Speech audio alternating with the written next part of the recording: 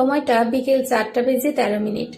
রাস্তা দিয়ে হেঁটে যাচ্ছে একটা ছেলে। ছেলেটার বয়স 23 বা 24-এর মতো হবে। ছেলেটার পোশাকের ঠিক নেই। পেছনের শার্টের কলারের নিচে ছেঁড়া, প্যান্টের অবস্থাও ঠিক নেই, ময়লায় একাকার। সামনে পথশিশু খাবার নিয়ে কাড়াকাড়ি করছে। তা দেখে ছেলেটা তাদের কাছে যায়, গিয়ে বলে, এই কি হয়েছে? এভাবে খাবার নিয়ে ঝগড়া করছিস কেন তোরা? ভাই দেখো না, আমি কত কষ্ট করে খাবারের টাকা পেয়ে এই খাবারগুলা কিনেছি, কিন্তু তারা খেতে দিচ্ছে না, কেড়ে নিয়ে যাচ্ছে। দাঁড়া তোরা, কেউ কোনো কথা বলবি না। ছেলেটা পকেট থেকে 1000 টাকার একটা বান্ডিল বের করে তাদের তিনজনকে মিল করে দেয়। পথশিশুরা ছেলেটার কাছে এত টাকা দেখে অবাক। অবাক হওয়ারই কথা। গায়ের কাপড়ের কোনো বাজ নেই। ছেঁড়া প্যান্ট, ছেঁড়া শার্ট পরে থাকা ছেলের কাছে এত টাকা কোত্থেকে? যা, আর কোনো ঝগড়া করবি না। ছেলেটা হেসে বলে, ভাইয়া তুমি কে, আর তোমার গায়ের এই অবস্থা কেন? আমি নীল, আর আমার পরিচয় দিয়ে তোরা কি করবি? আমি এতিম, আমার কেউ নাই এই দুনিয়ায়। আমিও তোদের খাতার লিস্টেরই। তোরা যেমন আমিও তেমনই। ছেলেটা আবার হেসে বলে, তাহলে তোমার কাছে এত টাকা কেন? তুমি তো আমাদের মতো। আমি তোদের মতো, কিন্তু টাকাই আমার নেশা লেগে আছে। টাকা খুব ভালোবাসি।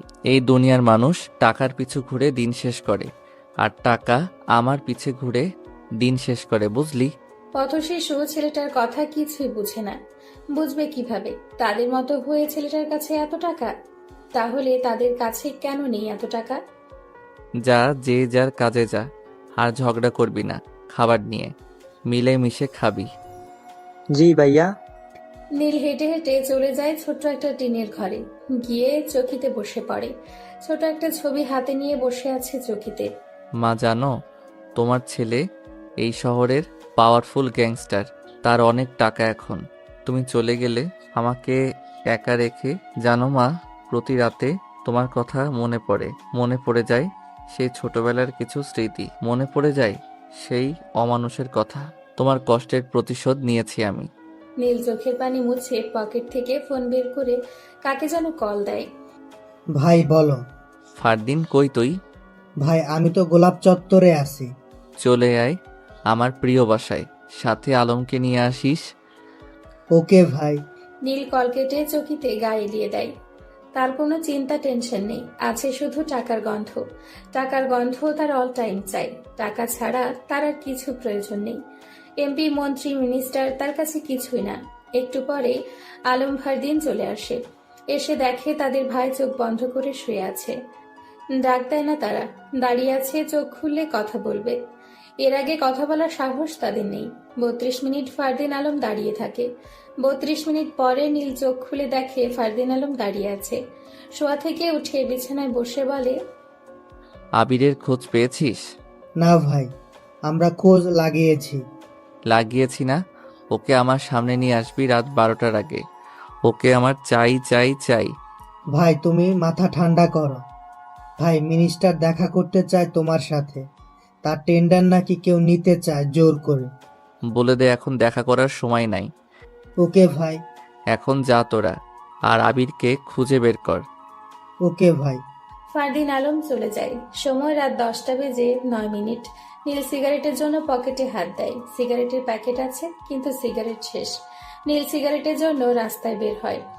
রাস্তা দিয়ে হাঁটা ধরে। একটু দূর যেতেই হঠাৎ একটা গাড়ি এসে নীলের জামা কাপড়ে কাদা মাখিয়ে দেয়।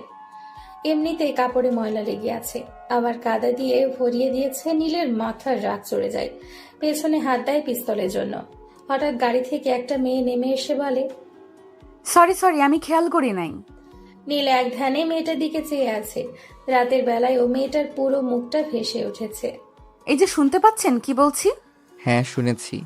আর আপনি একটা মেয়ে মানুষ হয়ে এত রাত করে বাহিরে কেন? কাজিনের জন্মদিনে গিয়ে লেট হয়ে গেছে। থাকেন কোথায় আপনি? আগে তো দেখি নাই এই এলাকায়। আমি নতুন এই এলাকায়, সামনেই থাকি, আর আমার খালার বাসাও এখানেই। ও, আমি নীলাদ্রি। আপনি?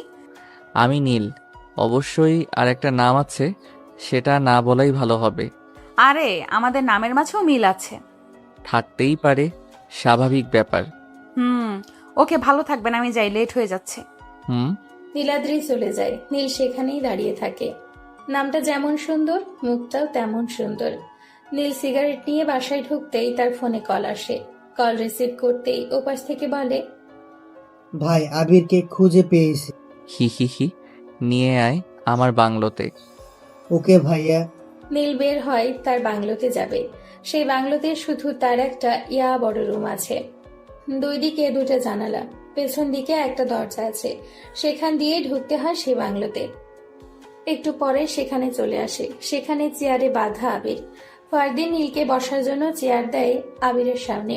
নীল সেই চেয়ারে বসে বলে, কিরে, তুই তো খুব চালু মাল রে, এত টাকা নিয়ে ঘুরিস, তোর তো বুকের পাঠা আছে রে। দেখ তুফান, আমাকে ছেড়ে দে। আমার শরীরে একটু আঁচড় লাগলে তোর জীবন শেষ করে দিবে আমার ভাই, বলে দিলাম। কি বললি তুই? এই শহরে তুফানকে মারার মানুষ এখনো পয়দা হয় নাই। পাওয়ার যার, এই শহর তার। ছোটবেলায় একজনকে কথা দিয়েছিলাম, এই শহরের সবচাইতে পাওয়ারফুল গ্যাংস্টার হব, টাকার উপরে ঘুমাবো। সেটাই হয়েছি, তার কথা আমি রেখেছি। তোর কোনো বাপ, তোর কোন বাপ কি করবে রে এ তুফানকে? তুই খুব বড় ভুলের মুখে যাচ্ছিস রে তুফান। রাখ তোর বালের প্যাচাল। ক্রেডিট কার্ডটা কই বল। আমি মরে গেলেও বলবো না। আমি সবকিছুই পারি। ফারদিন, জি ভাইয়া। ওকে চেক কর। ওকে ভাইয়া। ফারদিন আবিরকে চেক করে, কিন্তু ক্রেডিট কার্ড পায় না। ভাইয়া পাচ্ছি না।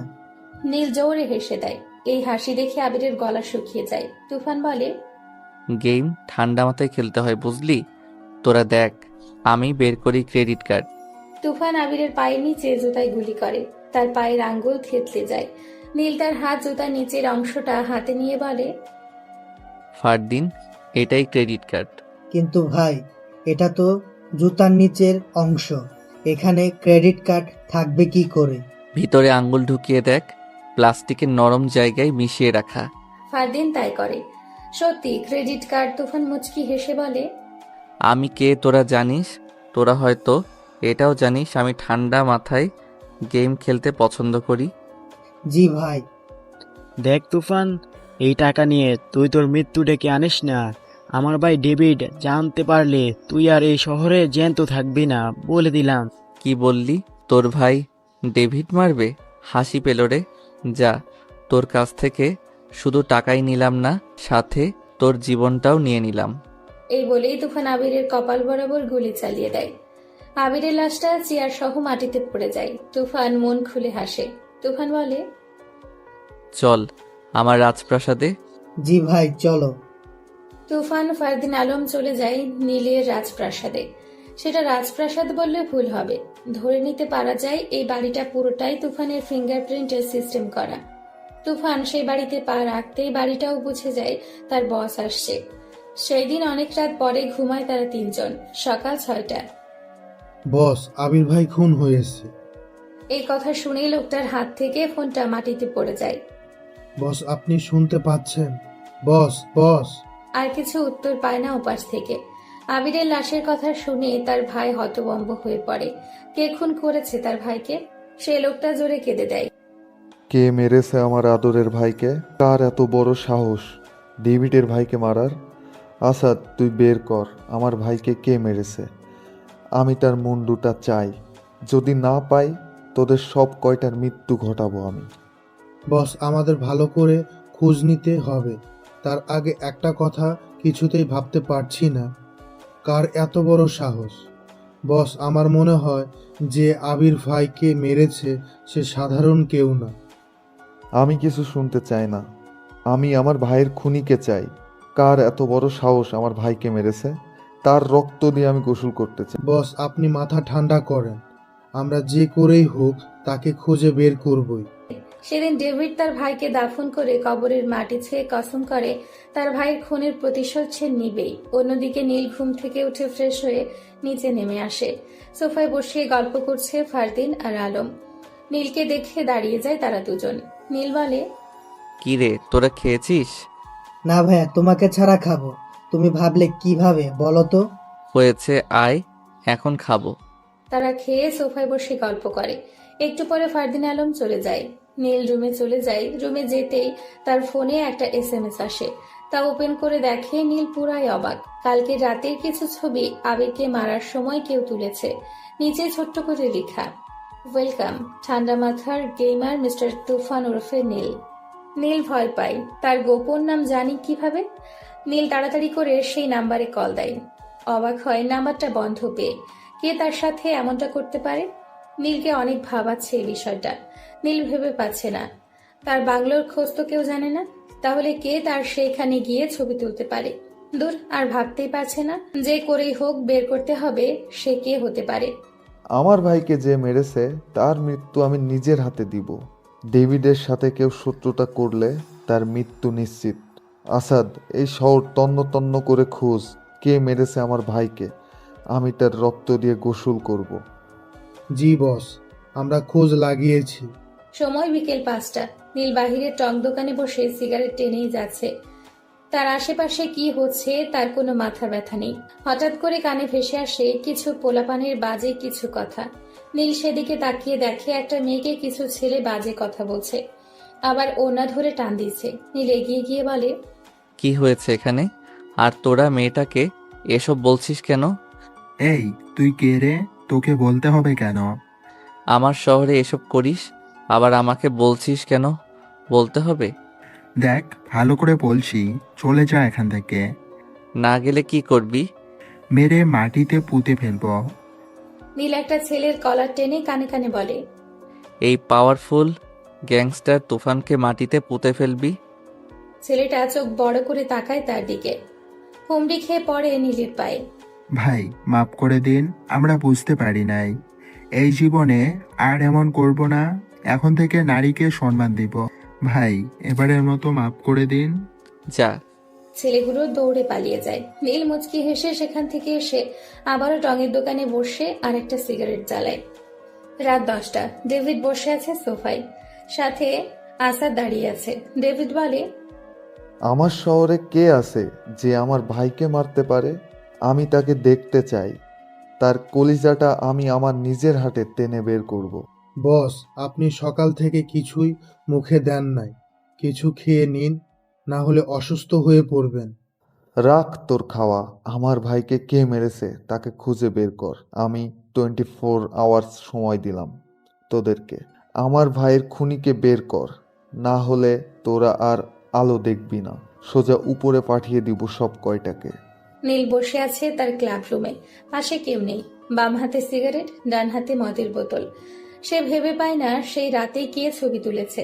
তার সাথে এত বড় ক্রিমিনালি কে করেছে সেটাই জানতে হবে। এসব ভাবতে ভাবতে হঠাৎ নীলের ফোনটা বেজে ওঠে।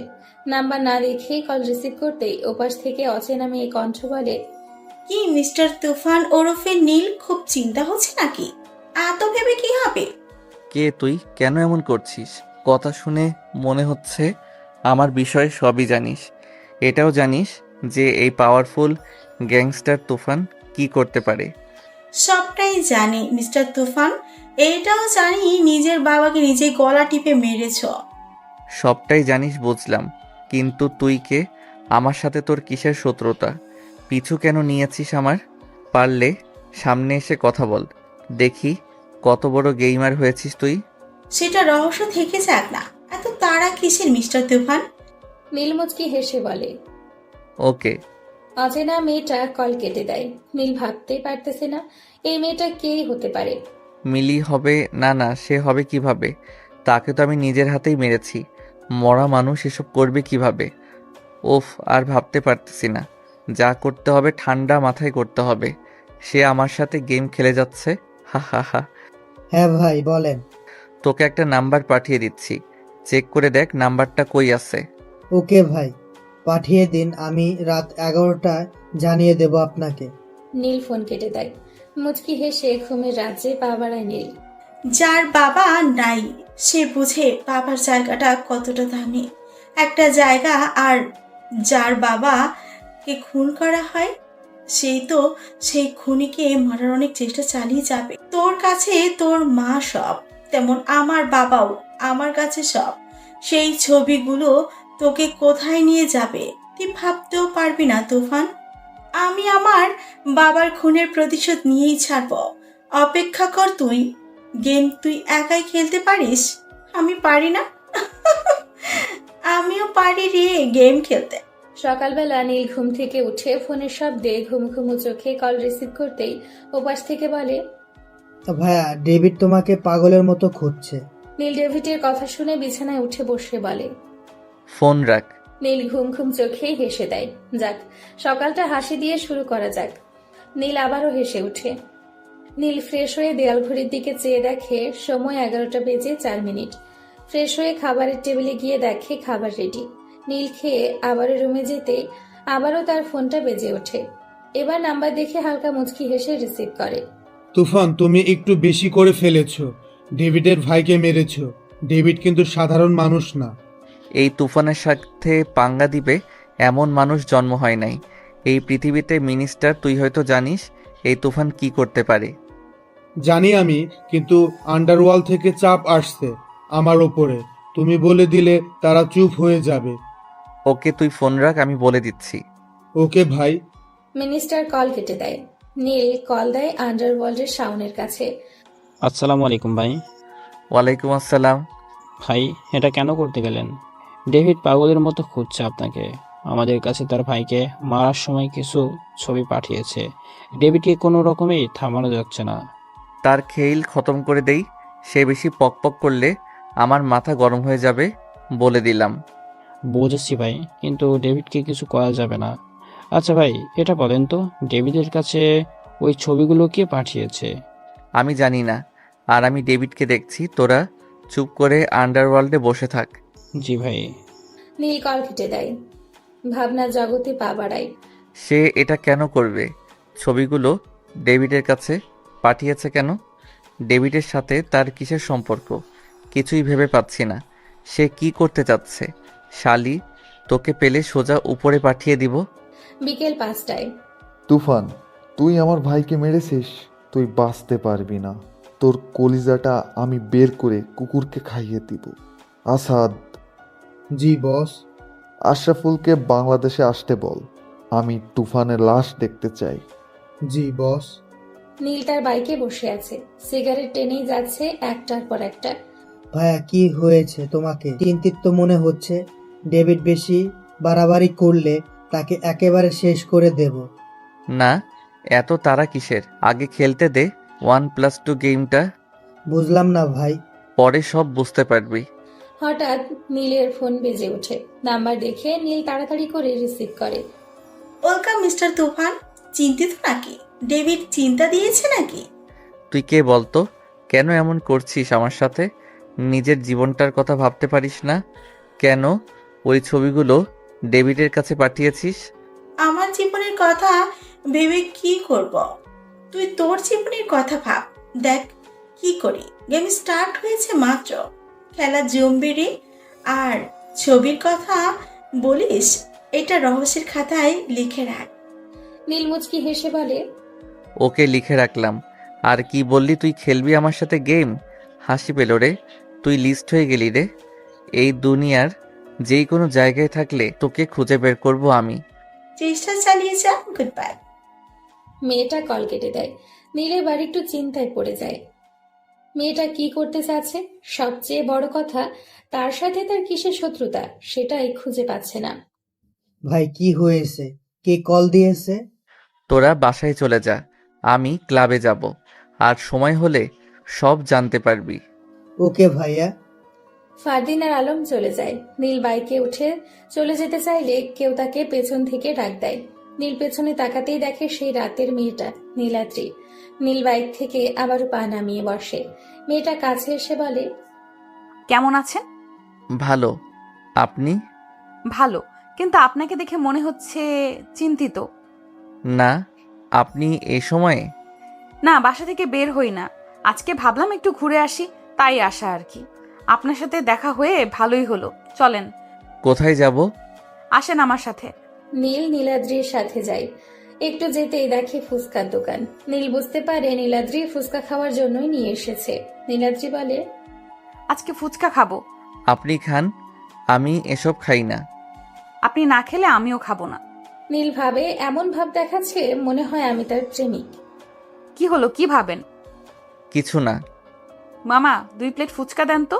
একটু পরে 2 প্লেট ফুচকা দেয়। নীল মুখে না দিয়ে নীলাদ্রির দিকে তাকিয়ে আছে। কি সুন্দর করে ফুচকা মুখে দিচ্ছে। সত্যি মেয়েরা ফুচকা খাওয়ার সময় খুব সুন্দর লাগে। যে তার প্রিয় মানুষকে নিয়ে ফুচকা খায় সে জানে তার প্রিয় মানুষকে কত সুন্দর লাগে ফুচকা খাওয়ার সময়। নীল খাচ্ছে না দেখে নীলাদ্রি বলে, কি হলো, খাচ্ছেন না কেন? কই খাচ্ছি তো। আমার জীবনে ভালোবাসা নামকটা নাই। কোনো গ্যাংস্টারের জীবনে ভালোবাসা থাকে না, তারা মৃত্যুর মুখে থাকে। কখন কোন দিক দিয়ে গুলি এসে বুকে লেগে মরা লাশটা মাটিতে পড়ে থাকবে বলা যায় না। তাই ভালোবাসা নামক জিনিসটা গ্যাংস্টারের জীবনে থাকে না। আমি আর খেতে পারবো না। মাত্র এইটুকু খেয়েই আর খাবেন না? ওকে দাঁড়ান, বিলটা দিয়ে আসি। না, আমি বিল দিয়ে দিছি, আপনার দিতে হবে না। চলেন আপনাকে বাসায় নামিয়ে দিয়ে আসি। নীল নীলাদ্রিকে নিয়ে বাইকে ওঠে। নীলাদ্রিকে বাসায় নামিয়ে দিয়ে চলে আসে ক্লাবে। রাত 10:12। নীল বসে আছে ক্লাবে, সিগারেট হাতে। চারপাশটা নাচে গানে ভরে উঠেছে। নীল উঠে বাহিরে সে বাইকে ওঠে। বাইক চলতে থাকে বাসার উদ্দেশ্যে। একটু যেতে সামনে কিছু ছেলে পেলে রাস্তা ব্লক করে তার বাইক আটকায়। নীল বাইক থেকে নেমে বলে, কি হয়েছে ভাই, রাস্তার ব্লক করে দাঁড়িয়ে আছেন কেন? তোর জানটা নেওয়ার জন্যই দাঁড়িয়ে আছি রে। নীল মুচকি হাসে। এই হাসির কারণটা হয়তো তাদের জীবনটা কেড়ে নেওয়ার কারণ। তাই নাকি? এই কয়জনে আমার জীবন নিবি? হা হা হা, আমরা আছি 11 জন আর তুই একা পুচকা একটা ছেলে। তোকে মারতে আমি একাই যথেষ্ট রে। নীলে বা জোরে হেসে দেয়। তারা নীলের হাসি দেখে একটু ভয় পায়। তাহলে আয়, দেরি করছিস কেন? প্রথম ছেলেটা হকি স্টিক নিয়ে নীলের সামনে যেয়ে বাড়ি দিতে যাবে। এই মুহূর্তে নীল ঘুরিয়ে তার বুকে একটা লাথি মারে। ছেলেটা ছিটকে পড়ে যায়। সাথে থাকা ছেলেগুলো 4 কদম পিছিয়ে যায়। প্রথম ছেলেটা মাটি থেকে উঠে বলে, এই তোরা দাঁড়িয়ে কি দেখছিস? শালাকে মেরে মাটিতে পুঁতে ফেল। সবগুলো ছেড়ে যায় নীলকে মারার জন্য। নীল পিছন থেকে 9mm ক্যালিবারের 2টা পিস্তল 2 হাতে নিয়ে ডিরেক্ট সব কয়টার কপাল বরাবর শুট করে দেয়। সব কয়টা লাশ পড়ে যায়। বেঁচে আছে শুধু প্রথম ছেলেটা। নীল বলে, কিরে আয়, মারবি না আমাকে? ছেলেটা নীলের পায়ে পড়ে যায়। আমাকে মাফ করে দিন, আমি বুঝতে পারি নাই। আমার জীবনটা ভিক্ষা দিন, আমি এই জীবনে এই ভুল করব না। নীল মুচকি হেসে বলে, কে পাঠিয়েছে তোদেরকে? ভাই আমি বলতে পারবো না, বললে ওরা আমাকে মেরে ফেলবে। আর এখন আমাকে না বললে আমি তোকে মেরে ফেলবো। ভাই মাফ করে দিন, আর এমনটা করব না। নীল ছেলেটার পায়ে গুলি করে। ছেলেটা চিৎকার করে বলে, বলছি ভাই, বলছি আমাকে মারবেন না। আমি বলছি কে পাঠিয়েছি। বল। ডেভিড ভাই পাঠিয়েছি আমাদেরকে আপনাকে মারার জন্য। নীল হেসে বলে, আমাকে মারার সাহস এই পৃথিবীতে কারো হয় নাই। এই পাওয়ারফুল গ্যাংস্টার তুফানকে মারার মতো মানুষ এই দুনিয়ায় পয়দা হয় নাই রে। ছেলেটা তুফান নাম শুনে অজ্ঞান হওয়ার উপক্রম। তার গলা শুকিয়ে যায়। ভাই এবারের মতো মাফ করে দিন, আমি বুঝতে পারি নাই।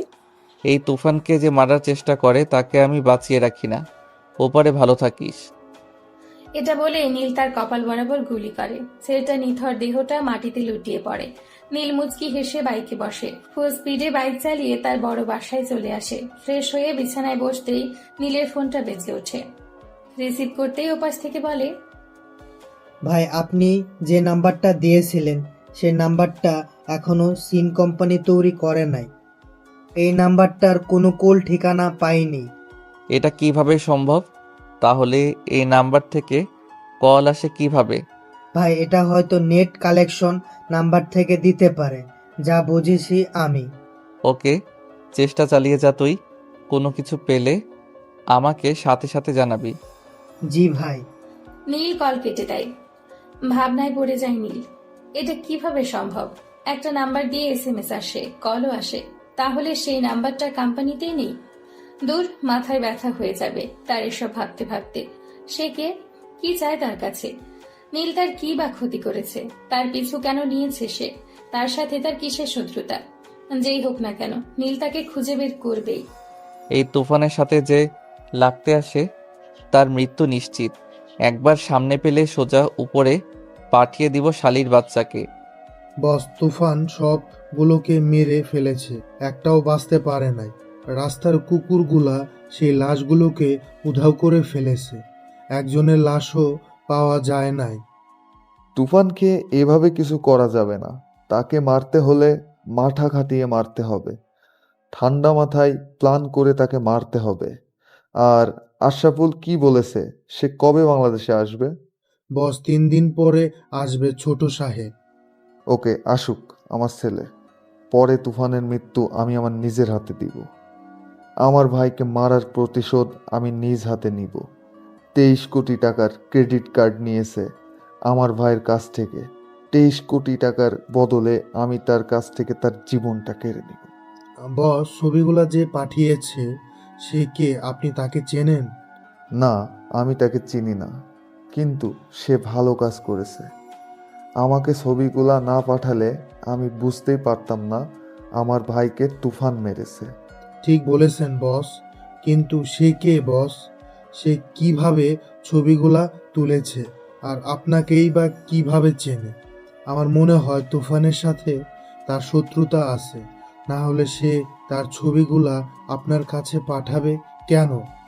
যে কোনো একটা শত্রুতা আছে তার মাঝে। আমিও তাই ভেবেছি। সে আমাকে কিভাবে চিনে? আমার শুধু তুফানকে চাই, তার লাশটা আমি দেখতে চাই। আমি এই দুনিয়ায় একা হয়ে গেলাম, আমার কেউ নাই। আমাকে জন্ম দেওয়ার সময় আমার মা মারা গেল, আর একজন ছিল, তাকেও মেরে ফেলা হয়েছে। খুনের প্রতিশোধ আমি নিয়েই ছাড়ব। তুফান, তুই অপেক্ষা কর, খুব শীঘ্রই দেখা হচ্ছে তোর সাথে। সেদিন হয়তো তুই মরে যাবি, আর আমি তোর মরা দেখে আনন্দ নিব। সবচেয়ে আপন মানুষ ফ্যামিলিতে বাবা মা, আর তারাই যদি এই পৃথিবীতে না থাকে তাহলে কিসের জীবন? মা ডাকার মতো কেউ নাই। এতিমের খাতায় নাম দিতে হয়েছে এক অমানুষের কারণে। আমি আমার মাকে অনেক ভালোবাসতাম, এক অমানুষের কারণে আজ আমার মাকে আমি হারিয়েছি। পাইনি আমার মায়ের আদর। যখন আমার মায়ের কথা মনে হয় খুব কষ্ট হয়। মা, তুমি কি আমার কথা শুনতে পাচ্ছ? আমি ভালো নেই মা। উপরে হাসি খুশি, ভেতরটা কান্নায় ভরে থাকে সব সময়। মানুষ প্রেম ভালোবাসায় কষ্ট পেয়ে রাতের পর রাত কান্না করে বালিশ ভেজায়, আর আমি তোমার জন্য কান্না করে বালিশ ভেজাই মা। রাত 2:47। নীল ঘরে বসে বসে তার মায়ের ছবির সাথে কথা বলে। চোখের পানি মুছে পকেটে হাত দিয়ে দেখে সিগারেট নেই। বিছানা থেকে উঠে শেলফের ভেতর থেকে 3 প্যাকেট সিগারেট নিয়ে আবারও বসে খাটে। সিগারেট জ্বালাতে যাবে এমন সময় নীলের ফোনটা বেজে ওঠে। নীল নাম্বারটা দেখে মুচকি হাসি দেয়। রিসিভ করতে ওপাশ থেকে বলে, খুব বড় গেমার হয়ে গেছিস তুই, তাই না? আমার ভাইকে মেরে তুই খুব বড় একটা ভুল করেছিস। এর ফল খুব ভয়াবহ হবে রে। তুই কি মনে করেছিস আমি কিছুই বলবো না? তুই ভালো করেই জানিস এই ডেভিড কি করতে পারে। আজাইরা পেঁচাল পাড়ার জন্য কল দিয়েছিস নাকি? পাওয়ারফুল গ্যাংস্টার তুফান কি করতে পারে তুই ভালো করে জানিস। ডিব্বার বাচ্চা, আমার সাথে লাগতে আসিস না। আগুনে পা রাখতে যাইস না, পা সহ শরীরটা পুড়ে ছাই হয়ে যাবি। নীল রেগে কল কেটে দেয়। সকাল 11টা। আমার কি হয়েছে? আমি সারা দিন ওই ছেলেটার কথা ভাবি কেন? নাকি প্রেমে টেমে পড়ে গেলাম? ফোনও দিতে পারছি না। নাম্বার তো নিয়েছি, বলেছি কল দিব পরে, আর দেই নাই, ভয় লাগে যদি কিছু বলে। নীলাদ্রি এসব কথা নিজে নিজেই বলে, আবারও হাত দিয়ে মুখ ঢেকে রাখে। কথায় আছে না, লজ্জা নারীর ভূষণ। নিজে নিজে বলছে, আবার নিজে নিজেই লজ্জা পাচ্ছে। হয়তো নীলাদ্রির মনে নীলকে নিয়ে ভাবনা হচ্ছে। নীল বসে আছে সোফায়, সাথে ফারদিন আলম দাঁড়িয়ে আছে। নীল বলে, এতিমখানায় খাবার দিয়েছিস? হ্যাঁ ভাইয়া, দিয়েছি। নতুন কাপড় দিয়েছিস? ভাই, দেওয়া হয় নাই, আজকে বিকেলে দেব। আর তোমাকেও সাথে যেতে হবে। ওকে, যাব। বিকেল 5টা। নীল ফারদিন আলম এতিমখানায় যায়। বাচ্চাদেরকে নতুন কাপড় দিয়ে চলে আসার সময় নীলাদ্রির সাথে দেখা। নীলাদ্রি বলে, কেমন আছেন? জি ভালো, আপনি? ভালো। এখানে কেন? এতিমখানায় বাচ্চাদেরকে নতুন কাপড় দিয়েছি। এটা আমারই এতিমখানা। মা মারা যাওয়ার পরে এই এতিমখানাটা দিয়েছি। অনেক ভালো। এরা দুজন কে? আমার ভাই। এই তোরা চলে যা, আমি পরে আসছি। ওকে ভাইয়া। ফারদিন আলম চলে যায়। নীল ফারদিন আলমকে নিজের ভাইয়ের মতোই দেখে, কোনো কিছুর কষ্ট হতে দেয় না। নীলাদ্রি বলে, চলেন সামনে যাই। চলেন, আমাদের মাঝে ভালো একটা বন্ধুত্বের সম্পর্ক হয়েছে, তাই না? হ্যাঁ, আচ্ছা, এর থেকে বেশি কিছু হওয়া যায় না আমাদের মাঝে? বুঝলাম না, কিছু বললেন? না, কিছু বলি নাই। সেদিন তারা অনেক ঘোরাঘুরি করে। নীলাদ্রিকে বাসায় দিয়ে নীল রাস্তা দিয়ে হাঁটতে থাকে। সময় তখন রাত 9টা। নীলের হাতে সিগারেট, একটু পর সিগারেটে টান দিচ্ছে। ল্যাম্পপোস্টের আলোতে পুরো রাস্তাটা আলোকিত হয়ে আছে। নিরিবিলি রাস্তায় এই শহরটা অন্যরকম। সন্ধ্যের পরেই যে যার ঘরে বসে থাকে, ভুলেও বাহিরে বের হয় না। আছে ছিনতাইকারী, আছে চোর, আছে ডাকাত, আছে সন্ত্রাসী। এই শহরটা ভয়ে পরিণত হয়েছে। যার পাওয়ার বেশি সে এই শহরের রাজা। নিচু হয়ে হাঁটলে মানুষ ঘাড়ে চাপ দিয়ে আরো নিচু করে দেয়। যত মাথা উঁচু করে চলা যায় ততই ভালো। মানুষকে তেল মারলে তার লেভেল উপরে উঠবেই। নীল এসব কথা ভাবতে ভাবতে চলে আসে চত্বরের পাশে। চত্বরের পাশে আসতেই 4জন ছেলে তাকে আটকায়। সাথে কি আছে বের কর, না হলে মেরে ফেলবো। নীল দেখে সবগুলো ছেলের হাতে চাকু, যাকে বলা হয় বড় খুর। নীল মুচকি হাসে। ছেলেগুলো নীলের মুচকি হাসি দেখে অবাক হয়। প্রথম ছেলেটা বলে, কিরে তুই হাসছিস কেন? এই প্রথম দেখলাম কাউকে মেরে ফেলার কথা বললে হাসে। তোকে দেখে বোঝা যায় না তুই সাধারণ মানুষ। নীল এবার জোরে হেসে দেয়। এই হাসি দেখে ছেলেগুলো ভয় পায়, তবুও তারা ছাড়ার পাত্র না। দেখ, হাসবি না, সাথে কি আছে দিয়ে যা, তোকে কিছু করবো না। আমাকে কিছু করার আগে তোদের জীবনের কথাটা একটাবার চিন্তা করিস। আমার শহরে ছিনতাই করিস, একটাবার ভাবলি না এটা কার শহর? এই শহরে রাজত্ব করে কে? এই তুই কে রে? বেশ বড় বড় কথা বলছিস। এতক্ষণ কিছুই বলি নাই, ভালো করে বলি সাথে কি আছে দিয়ে চলে যা। নীল পেছনে হাত দিয়ে কোমরের দুই সাইড থেকে 2টা পিস্তল বের করে বলে, নে ভাই, আমার কাছে এই 2টা জিনিস আছে, নিয়ে যা। ছেলেগুলো বড় করে ঢুকিরে চোখ বড় করে তাকায় নীলের দিকে। নীল বলে, কিরে, নে, নিয়ে চলে যা। তবু আমাকে মারিস না ভাই, নে, নিয়ে চলে যা। ছেলেগুলো নীলের পায়ে পড়ে যায়। ভাই মাফ করে দিন আমাকে, আমরা চিনতে পারি নাই। ভাই আমাদের জীবনটা ভিক্ষা দিন, এই জীবন বেঁচে থাকলে এ ছিন্নতাই করবো না, প্লিজ ভাই মাফ করে দিন। বলেই 4টা বুলেট 4জনের মাথায় ভরে দেয়। 4জনের লাশ পড়ে থাকে রাস্তায়। নীল শুনতে পায় একটু দূরেই কুকুরের ডাক। ভালোই হলো, কুকুরের খাবার জোগাড় হয়ে গেছে। নীল সেখান থেকে চলে আসে বাসায়। এসে বিছানায় গা এলিয়ে দেয়। সাথে সাথে ঘুমিয়ে পড়ে। রাত 2টায় নীলের ঘুম ভাঙে ফোনের শব্দে। ঘুমো ঘুমো চোখে ফোন রিসিভ করতেই ওপাশ থেকে বলে, হাই তুফান, ঠান্ডা মাথার গেমার। কেন কল দিয়েছিস তুই? আর তুই কে রে? মানুষের বাচ্চা হলে সামনে এসে কথা বল, দেখি কত বড় বুকের পাঠা তোর। আরে এত অস্থির হচ্ছিস কেন? কিছু পেতে হলে অপেক্ষা করতে হয়। অপেক্ষা কর, শীঘ্রই দেখা হবে। ডেভিডের সাথে তোর কিসের সম্পর্ক? ছবিগুলো কেন দিয়েছিস? এটা ছোট্ট একটা গেম খেলাম তোর সাথে। নীলের ঠোঁটে মুচকি হাসি। নীল বলে, তাই নাকি? ছোট গেমও খেলতে পারিস তুই? এই তুফানের সম্পর্কে তুই ভালো করে জানিস কি করতে পারি আমি। তুই বাংলাদেশের যেই কোনো জায়গায় থাকিস না কেন, তোকে আমি খুঁজে বের করব। আর যেদিন তোকে খুঁজে পাবো, মনে রাখিস সেদিনই তোর শেষ দিন। চেষ্টা চালিয়ে যা। গুড নাইট মিস্টার তুফান। মেয়েটা কল কেটে দেয়। নীল চিন্তায় পড়ে যায়, ডেভিডের সাথে এই মেয়েটার কি সম্পর্ক থাকতে পারে? আর ডেভিডই বা তাকে কি করে চিনে? ঘুমচড়া মাথাটা আবলা হয়ে যাবে মনে হচ্ছে। ভেবেই পাচ্ছে না কি হচ্ছে তার সাথে। সকাল 9টা। নীল বসে আছে মিনিস্টারের সামনে। পাশে দাঁড়িয়ে আছে ফারদিন আলম। আমাকে একটু হেল্প করেন তুফান ভাই। সিটি কলেজের ভিপি আমার টেন্ডারটা নিতে চাচ্ছে। এই টেন্ডার নিয়ে গেলে আমাকে পথে বসতে হবে ভাই। তোকে হেল্প করতে পারি, কারণ আমার বিপদের সময় তুই আমার পাশে ছিলি। যে আমার উপকার করে আমি তার উপকার করি। আলম, হ্যাঁ ভাইয়া বলো। ওই বিপির বাচ্চাকে ঠিক করে দিবি। বেশি পকানি করলে উপরে পাঠিয়ে দিবি। ভাই কি বলে যে আপনাকে ধন্যবাদ দেব? দেখ মিনিস্টার, তুই হয়তো জানিস এই তুফান কারো কাছে থেকে ধন্যবাদ নেয় না, উল্টা ধন্যবাদ দেয়। জানি ভাই। আমি গেলাম। আর ফারদিন আলম, কাজ শেষ করে বাসায় চলে যাবি। আমি রাতে আসবো না। ওকে ভাইয়া। নীল মিনিস্টারের বাসা থেকে বের হয়ে চলে যায় ক্লাবে। মাথায় যতক্ষণ মদের নেশা থাকে পুরনো স্মৃতি ভুলে থাকি। মানুষ ভালোবাসে ভালো কিছু, আর আমি ভালোবাসি মদকে। যেটা আমার অতীত ভুলে থাকতে সাহায্য করে। এটাই আমার বন্ধু, এটাই আমার ভালোবাসা। এই, আমাকে কোথায় নিয়ে যাচ্ছিস তোরা? আর কে তোরা? দেখ, ছেড়ে দে বলছি। শালা ভিপির বাচ্চা, বেশি বেড়ে গেছিস তুই, তাই না? কে তোরা? আমাকে এইখানে নিয়ে আসছিস কেন? তোর জানটা নেওয়ার জন্য নিয়ে আসছি। আমার অপরাধ কি? কেন আমায় মারতে চাও তোমরা? শালা মরার কথা শুনে মুখ দিয়ে তুমি বের হয়, এতক্ষণ তুই করে বলছিল। আমাকে মেরো না প্লিজ। কি অপরাধ আমার বলো? মিনিস্টারের টেন্ডার নিতে চাস কেন? জানিস না মিনিস্টার তুফান ভাইয়ের লোক? অনেক পাওয়ার হয়েছে তোর, তাই না? আজকে পাওয়ার বের করব তোর। ভাই, আমার ভুল হয়ে গেছে। আমি বুঝি নাই।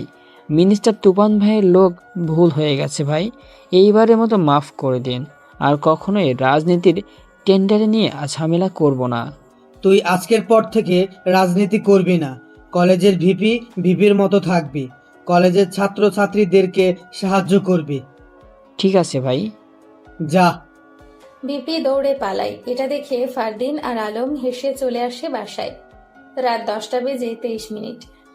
ডান হাতে মদের বোতল, বাম হাতে সিগারেট। সিগারেটে টান দিচ্ছে আর ধোঁয়া উপরে ছেড়ে দিচ্ছে। ল্যাম্পপোস্টের আলোটাও আজকে নেই, হয়তো কারেন্ট নেই, কিন্তু চাঁদটা উঠেছে। চাঁদের আলোটা বেশ আলোকিত করেছে চারপাশটা। হঠাৎ নীলের কানের পাশ দিয়ে পিস্তলের একটা বুলেট যায়। নীলের কানে বুলেটের গরম বাতাসটা লাগে। নীল ঘাড় ঘুরিয়ে পেছনে তাকিয়ে দেখে 7 জন লোক দাঁড়িয়ে আছে। চাঁদের আলোতে স্পষ্ট দেখা যাচ্ছে একজনের হাতে পিস্তল আর 6 জনের হাতে বড় বড় ছুরি। নীল তার কোমরে হাত দিবে পিস্তলের জন্য, সেই মুহূর্তে সামনে থেকে গুলি চালায়। নীল নিচু হয়ে যায়, বুলেট ওপর দিয়ে চলে যায়। নীল এক হাত দিয়ে একটা পিস্তল কোমর থেকে নিয়ে গুলি করে সামনের দিকে। পিস্তলের ফুল 6টা গুলি 6 জনের বুক বরাবর শুট করে নীল। সাথে সাথে সেই 6 জন লোক মাটিতে পড়ে যায় আর একজন লোক দৌড়ে পালাতে চেষ্টা করে, কিন্তু পারে না।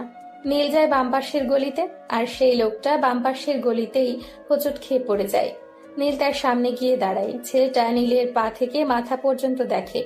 নীল বাম হাত দিয়ে কোমরের বাম পাশের পিস্তলটা হাতে নিয়ে বলে, কে তোরা? আর আমাকে মারার চেষ্টা করেছিস কেন? কে পাঠিয়েছে তোদেরকে? আমি বলবো না। ভালো করে বলছি, বল কে পাঠিয়েছে?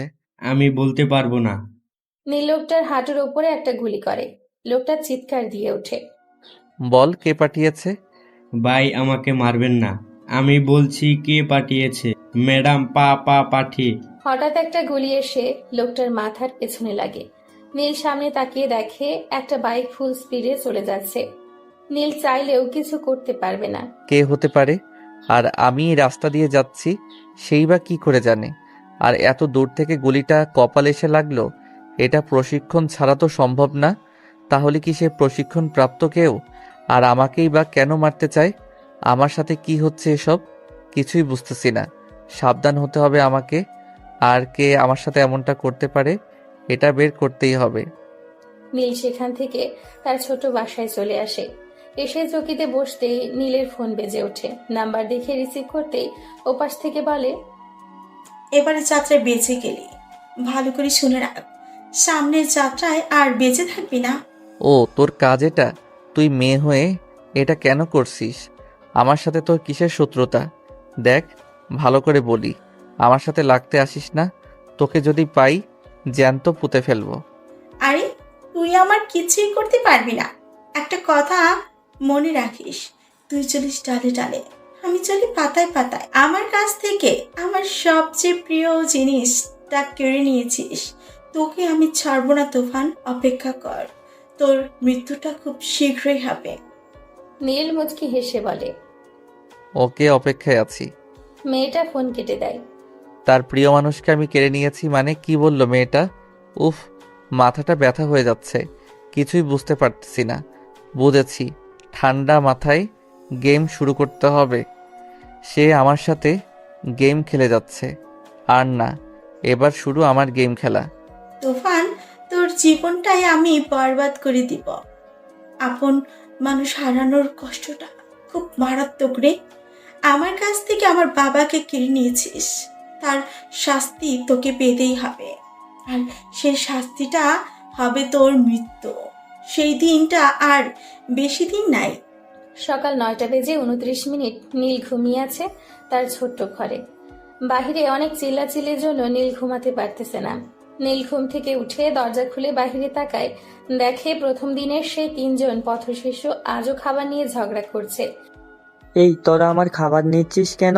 দেখ আমি সারাদিন খুব কষ্ট করে টাকা পেয়ে খাবারগুলা কিনেছি, তোরা নিয়ে গেলে আমি খাবো কি? তোর খেতে হবে না, তুই সারাদিন আমাদের থেকে বেশি টাকা পাস। এই খাবারগুলো আমাদের দুইজনকে দে, আমরা আজকে টাকা কম পাইছি। আমরা মিলেমিশে খাই, জোর করে নিচ্ছিস কেন? নীল এসব দেখে বাহিরে এসে তাদেরকে বলে, কি রে, তোদেরকে বলেছিলাম খাবার নিয়ে ঝগড়া করবি না, মিলেমিশে খাবি, তাও আবার ঝগড়া করছিস কেন? ভাইয়া তুমি ওই দিন বলেছো মিলেমিশে খেতে, কিন্তু তারা মিলেমিশে খেতে চায় না। দেখো আমার থেকে খাবারগুলা জোর করে নিয়ে যাচ্ছে, প্রতিদিন এমন করে আমার সাথে। আয় আমার সাথে। কোথায় যাবে ভাইয়া? চল, গেলেই বুঝতে পারবি। নীল তাদেরকে নিয়ে ছোট ঘরে যায়। সেখানে গিয়ে নীল কাপড় গায়ে দিয়ে বের হয় হোটেলে যাবে তাদেরকে নিয়ে। সামনেই হোটেলে গিয়ে তাদেরকে পেট ভরে খাওয়ায়। তারা খেয়ে বলে, ভাইয়া তুমি খাবে না?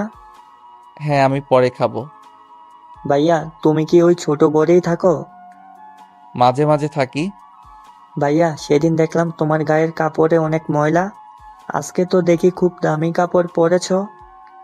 এটা তোরা বুঝবি না। আর শোন, যা, আবার দেখা হলে তোদেরকে খাওয়াবো।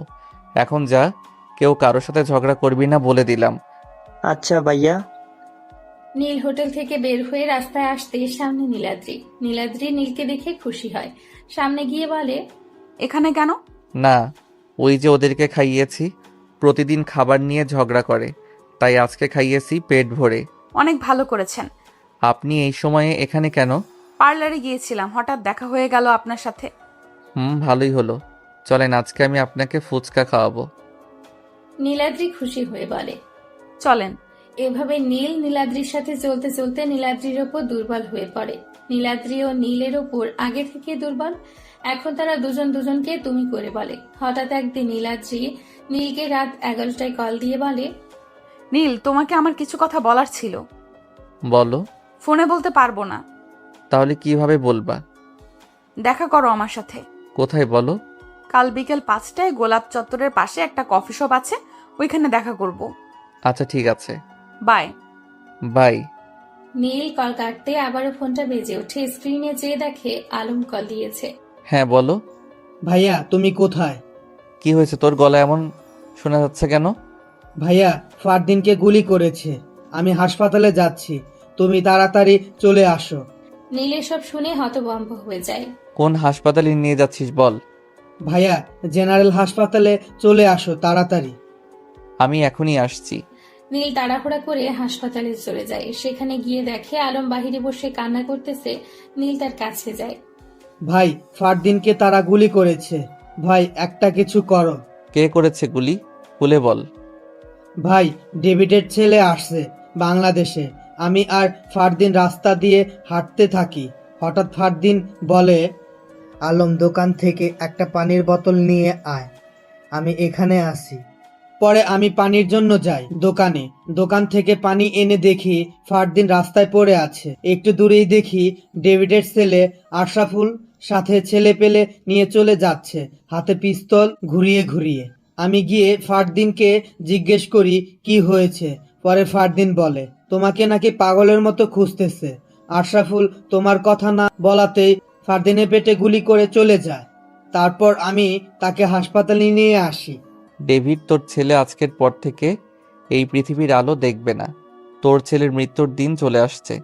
আমার ভাইকে গুলি করার কারণে তোর ছেলের জানটা আমি নিয়ে নিব। তোর ভাইকে উপরে পাঠিয়েছি, এখন তোর ছেলেকে পাঠাবো। আলম। ভাইয়া বলো। ডক্টর কি বলছে? ভাইয়া অপারেশন হচ্ছে। তুই এই রাতটা ফারদিনের সাথেই থাকবি। আমি যাই কাজটা শেষ করে আসি। ভাইয়া কুত্তার বাচ্চায় যেন বাঁচতে না পারে, তার কপাল বরাবর গুলি করবা। আমার ভাইকে যে মারার চেষ্টা করে তার মৃত্যু নিশ্চিত। নীল হাসপাতাল থেকে বের হয়ে বাসায় চলে যায়। বাসায় গিয়ে কালো জ্যাকেট, কালো প্যান্ট, মাথায় কালো টুপি, কোমরে দুই পাশে দুইটা পিস্তল গুজে, পেছনে তালোয়ার নিয়ে বাইক নিয়ে বের হয় ডেভিডের বাসার উদ্দেশ্যে। বাইকের স্পিড বাড়িয়ে চলে যায় ডেভিডের বাসার নিচে। ডেভিডের বাসার নিচে গার্ড দাঁড়িয়ে আছে, নীল সোজা গেটে চলে যায়। এই তুই কে? হুট করে ভিতরে যাচ্ছিস কেন? দেখবি আমি কে? নীল এই কথা বলেই পেছন থেকে তালোয়ার বের করে এক কোপে ছেলেটার গলা থেকে মাথাটা আলাদা করে ফেলে। সাথে থাকা গার্ডগুলো 5 কদম পিছিয়ে যায়। নীল বলে, কেউ যদি আমার সামনে আসার চেষ্টা করিস তোদের অবস্থাও এমন হবে। নীল এটা বলেই কোমরের থেকে পিস্তলটা বের করে গেটের তালায় একটা গুলি করে। পিস্তল আবার কোমরে গুজে ভেতরের দিকে পা বাড়ায়। ভেতরে গিয়ে দেখে চারপাশটা পুরো অন্ধকার। হঠাৎ নীলের কানে ভেসে আসে কারো কথা। ওয়েলকাম তুফান, আমি জানতাম তুই আসবি, কারণ তোর ভাইকে আমি গুলি করেছি আর তুই আসছিস আমাকে মারতে। তুই তো খুব বড় মাপের খেলোয়াড় রে, তুই আমার চাচুকে মেরেছিস, তোকে কিছুই বলি নাই। একটা কথা শুনে রাখ, আমাকে মারতে হলে তোকে আবার জন্ম নিতে হবে। কুত্তার বাচ্চা, পারলে সামনে এসে কথা বল, দেখি তোর কত বড় বুকেট পাঠা। নীল তার পকেট থেকে ফোন বের করে লাইট জ্বালিয়ে দেখে সামনে বড় স্পিকারে সেই কথাগুলো রেকর্ড করা ছিল। নীল জোরে হেসে দেয়। নীল স্পিকারের সামনে গিয়ে রেকর্ডের চাপ দিয়ে আবারও রেকর্ড করে দিয়ে যায়। যদি এক বাপের পয়দা হয়ে থাকিস এই তুফানের সামনে এসে কথা বলিস, দেখি তোর কত বড় বুকের পাঠা। এই রেকর্ড করে অটো সেভ করে নীল বাসা থেকে বের হয়ে যায়। বাইকে বসে ফুল স্পিডে চলে যায় হাসপাতালে। হাসপাতালে গিয়ে ফারদিনের রুমে গিয়ে দেখে আলম তার মাথায় হাত বুলিয়ে দিচ্ছে। ফারদিন পিটপিট চোখে দেখে নীল এসেছে। ভাইয়া তুমি আসছো, আমার পাশে বসো। নীল গিয়ে ফারদিনের পাশে বসে। মায়ের পেটের ভাইদের থেকেও বেশি আদর করে ফারদিন আলমকে নীল। এই দুনিয়ায় এমন কিছু মানুষ আছে যারা শুধু নিজেরটাই বুঝে, পরেরটা কিভাবে মেরে খাবে সেই ধান্দায় বসে থাকে। এই দুনিয়ায় সবাই খারাপ, কেউ গোপনে আবার কেউ প্রকাশ্যে। হালাল কিছু করতে জানে না, বেহালাল জিনিসটা মানুষের চোখে পড়ে বেশি। কেউ নারীর নেশা, আবার কেউ টাকার নেশা। এই দুনিয়ায় টাকার নেশা সবচেয়ে বেশি। বেহালাল টাকাটার দিকেই সবাই চেয়ে থাকে, হালাল টাকার দিকে তাকাতে চায় না, কারণ হালাল টাকাটা তো কাজ করে নিতে হয়। সকাল 10টা। ফারদিন ঘুমিয়ে আছে, সাথে আলম বসে আছে নিচে চেয়ারে। নীল ডক্টরের সাথে কথা বলে। ডক্টর, আমার ভাইকে বাসায় নিয়ে যেতে চাই। দেখেন, এই অবস্থায় বাসায় নেওয়াটা ঠিক হবে না, 3 দিন পরে নিয়ে যান। না, এখানে প্রবলেম হতে পারে, আজকেই বাসায় নিয়ে যেতে চাই। আর যা লাগে সব দিয়ে দিবেন, সাথে লোক দিয়ে দিবেন। বাসায় ট্রিটমেন্ট হবে আমার ভাইয়ের। ঠিক আছে, আপনি আমার সাথে আসেন। নীল ডক্টরের সাথে যায়, কিছু ওষুধ লিখে দেয়। সে ওষুধ নিয়ে ফারদিনের কেবিনে যায়। একটু পরে ফারদিনকে বাসায় নিয়ে যায়। বিকেল 5টা। কফি শপে বসে আছে নীল আর নীলাদ্রি। নীলাদ্রি কিছু বলে না, নীলও কিছু বলে না। নীলাদ্রি কি খাবে? তেমন কিছু নয়, 1 কাপ কফি হলেই হবে। ওকে, এই 2 কাপ কফি। ওয়েটার চলে যায়। নীলাদ্রি নীলের দিকে আর চোখে তাকায়, তা নীল বুঝতে পারে না। একটু পরে ওয়েটার কফি নিয়ে আসে। এখন বলো কেন ডেকেছো? দেখো নীল, আমি সোজা কথা বলতে পছন্দ করি। কথা হচ্ছে, আমি যেদিন তোমাকে প্রথম দেখি সেদিনই তোমাকে আমার ভালো লাগে। আমি তোমাকে ভালোবাসি নীল, প্লিজ ফিরিয়ে দিও না। নীল কি বলবে কিছুই বুঝে উঠতে পারে না। এসব ভালোবাসা যে নীলের জন্য না, সে তো অন্ধকার জগতের মানুষ, যেখানে মানুষ একবার চলে গেলে সহজে ফিরে আসতে পারে না। মৃত্যুটা কখন হয় টেরও পাওয়া যায় না। গ্যাংস্টারের জীবনে যে ভালোবাসা নামটাই নেই। কি হলো নীল, কিছু বলছো না যে? দেখো, তুমি আমার সম্পর্কে কিছুই জানো না। জানলে হয়তো আমাকে ভালোবাসার কথা বলতে পারতে না, বন্ধুত্বটাও করতে না। আমার পক্ষে ভালোবাসা সম্ভব না। প্লিজ, এসব কথা আমি শুনতে চাই না। প্লিজ নীল, আমি তোমার সম্পর্কে কিছুই জানতে চাই না। আমি তোমার হাত ধরে বাঁচতে চাই, প্লিজ নীল। অন্ধকার জগতের মানুষ আমি চাই না তুমি আমার জীবনে এসে নিজের জীবনটা নষ্ট করো। যেভাবে আছো সেভাবেই থাকো, আমার থেকে ভালো মানুষ পাবে তুমি। অন্ধকার জীবন মানে? সেটা সময় হলে জানতে পারবে। এখন উঠি। নীল উঠে চলে যায়। নীলাদ্রি সেখানেই বসে থাকে। নীলে যাওয়ার দিকে চেয়ে থাকে। আমার করেই ছাড়বো তোমাকে, যতই না করো আমাকে ভালোবাসতে হবে। নীলাদ্রি এই কথাগুলো বলে সেখান থেকে বাসায় চলে যায়। নীলাদ্রি, আমিও যে তোমাকে ভালোবাসি। কিন্তু আমি যে অন্ধকার জগতের মানুষ, আমার জীবনে যে ভালোবাসা নামকটাই নাই। আমার সকাল শুরু হয় পিস্তলের গুলির শব্দে। চাইলেও তোমাকে ভালোবাসতে পারবো না। আমার জন্য তোমার জীবনটা নষ্ট হয়ে যাবে। আমার নিজের শত্রুরা আমাকে কিছু না করতে পারলে তোমাকে করবে, কারণ তুমি যে আমার দুর্বল জায়গা। আমার অন্ধকার জগতের কথা জানলে তুমি হয়তো আমাকে মেনে নিবে না। রাত 10টা। ফারদিনকে দেখতে মিনিস্টার আসছে, সাথে আরো অনেক মানুষ।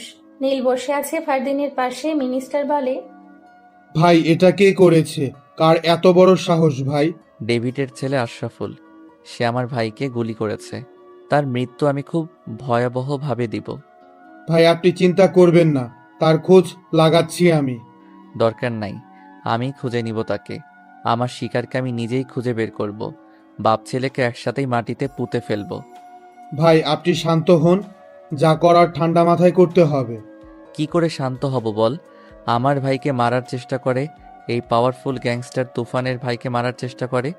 একটাকেও বাঁচিয়ে রাখবো না, সব কয়টাকে একসাথে মাটিতে পুঁতে ফেলবো। সেদিন রাতে মিনিস্টার চলে যায় নীলের বাসা থেকে। ফারদিন আলম ঘুমিয়ে পড়ে। নীল তার রুমে পায়চারি করতে থাকে। হঠাৎ নীলের ফোনে একটা মেসেজ আসে। মেসেজটা ছিল সেই অচেনা মেয়ের নাম্বার থেকে। মেসেজটা ছিল, বুঝেছিস আপন কাউকে কেউ মারার চেষ্টা করলে কতটা কষ্ট লাগে? তার থেকেও বেশি কষ্ট লেগেছে আমার, যখন আমার সবচাইতে আপন মানুষটাকে তুই মেরেছিস। আস্তে আস্তে তোর কাছ থেকে আমি সব কেড়ে নিব, পরে তোকে একেবারে শেষ করে দিব তুফান। নীল মেসেজটা পড়ে একটা চিন্তাই করে। কেটে যায় 15 দিন। এর মাঝে ফারদিন সুস্থ হয়ে যায়। নীলের দিন কাটে চিন্তা করতে করতে। একটাই চিন্তা, সেই অচেনা মানুষটাকে। বাবা, তুমি বললে তুফানকে এই দুনিয়া থেকে একবারে বিদায় করে দেই। আরে এত তারা কিসের? নিজেই এসে আমার খাঁচায় ধরা দিবে। বাবা কি বললা? কিছুই বুঝলাম না। সব বুঝতে পারবি আস্তে আস্তে। ভাইয়া, আশরাফুলের খোঁজ পেয়েছি। সে তার বাবার সাথে নিউ ইয়র্কে থাকে। ফারদিনকে যেদিন গুলি করে সেই দিনই চলে যায় নিউ ইয়র্কে। 6 তারিখ বিকাল 5টায় বাংলাদেশে ফিরবে। ওকে, আমি একটু বাহিরে গেলাম। ভাইয়া, তুমি একটু সাবধানে থাকার চেষ্টা করবা। তোদের ভাই কি সেটা তোরা জানি? আমার নাম শুনলে সবাই সাবধান হয়, সেই জায়গায় তোরা আমাকে বলছিস সাবধান হতে। ভাইয়া, এত কথা বলো কেন তুমি? এই পৃথিবীতে তুমি ছাড়া আমাদের কেউ। তোমার কিছু হয়ে গেলে আমাদের কি হবে একটাবার ভেবেছো? নীল দৌড়ে গিয়ে ফারদিন আলমকে জড়িয়ে ধরে। আমার কিচ্ছু হবে না, তোরা অযথাই করিস। আর তোরা থাকতে আমার কিছু হবে নাকি? নীল বের হয় তার বাসা থেকে। হেঁটে যাচ্ছে রাস্তা দিয়ে। নিচে যেয়ে হাঁটতে ব্যস্ত নীল। হঠাৎ এক মেয়ের সাথে ধাক্কা লাগে তার। নীল উপরে তাকিয়ে দেখে আগেই মেয়েটা বলে, সরি ভাইয়া, দেখতে পাইনি, প্লিজ সরি। ওকে ঠিক আছে। আর আমার ধাক্কা লেগেছে, আপনি সরি বলছেন কেন? আমার একটু তাড়া আছে, আমি যাই। মেয়েটা চলে যায়। নীল আবারও হাঁটা ধরে রাস্তা দিয়ে। হাঁটতে হাঁটতে চলে যায় ক্লাবে। রাত 10:56। রাস্তাটা ল্যাম্পপোস্টের আলোতে ভরে উঠেছে। চারপাশটা খুব আলোকিত। হালকা বাতাস, রাতের পোকার ডাক কানে ভেসে আসছে। গলির দেওয়ালের নিচে ছোট ছোট ঘাস। সেই ঘাসের উপরে নিচে জোনাকি পোকা আলো করে দিচ্ছে। ল্যাম্পপোস্টের আলোর মাঝে সিগারেটের ধোঁয়াটাও এতটা মিশে যায় না, এক জায়গায় জমে থাকে।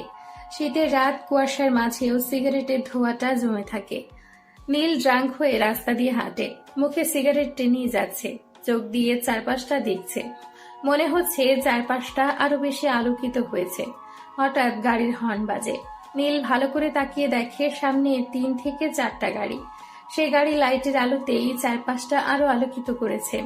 নীল জায়গায় দাঁড়িয়ে যায়। সে ড্রাঙ্ক অবস্থায়ও বুঝে তার সাথে কিছু হতে চলেছে।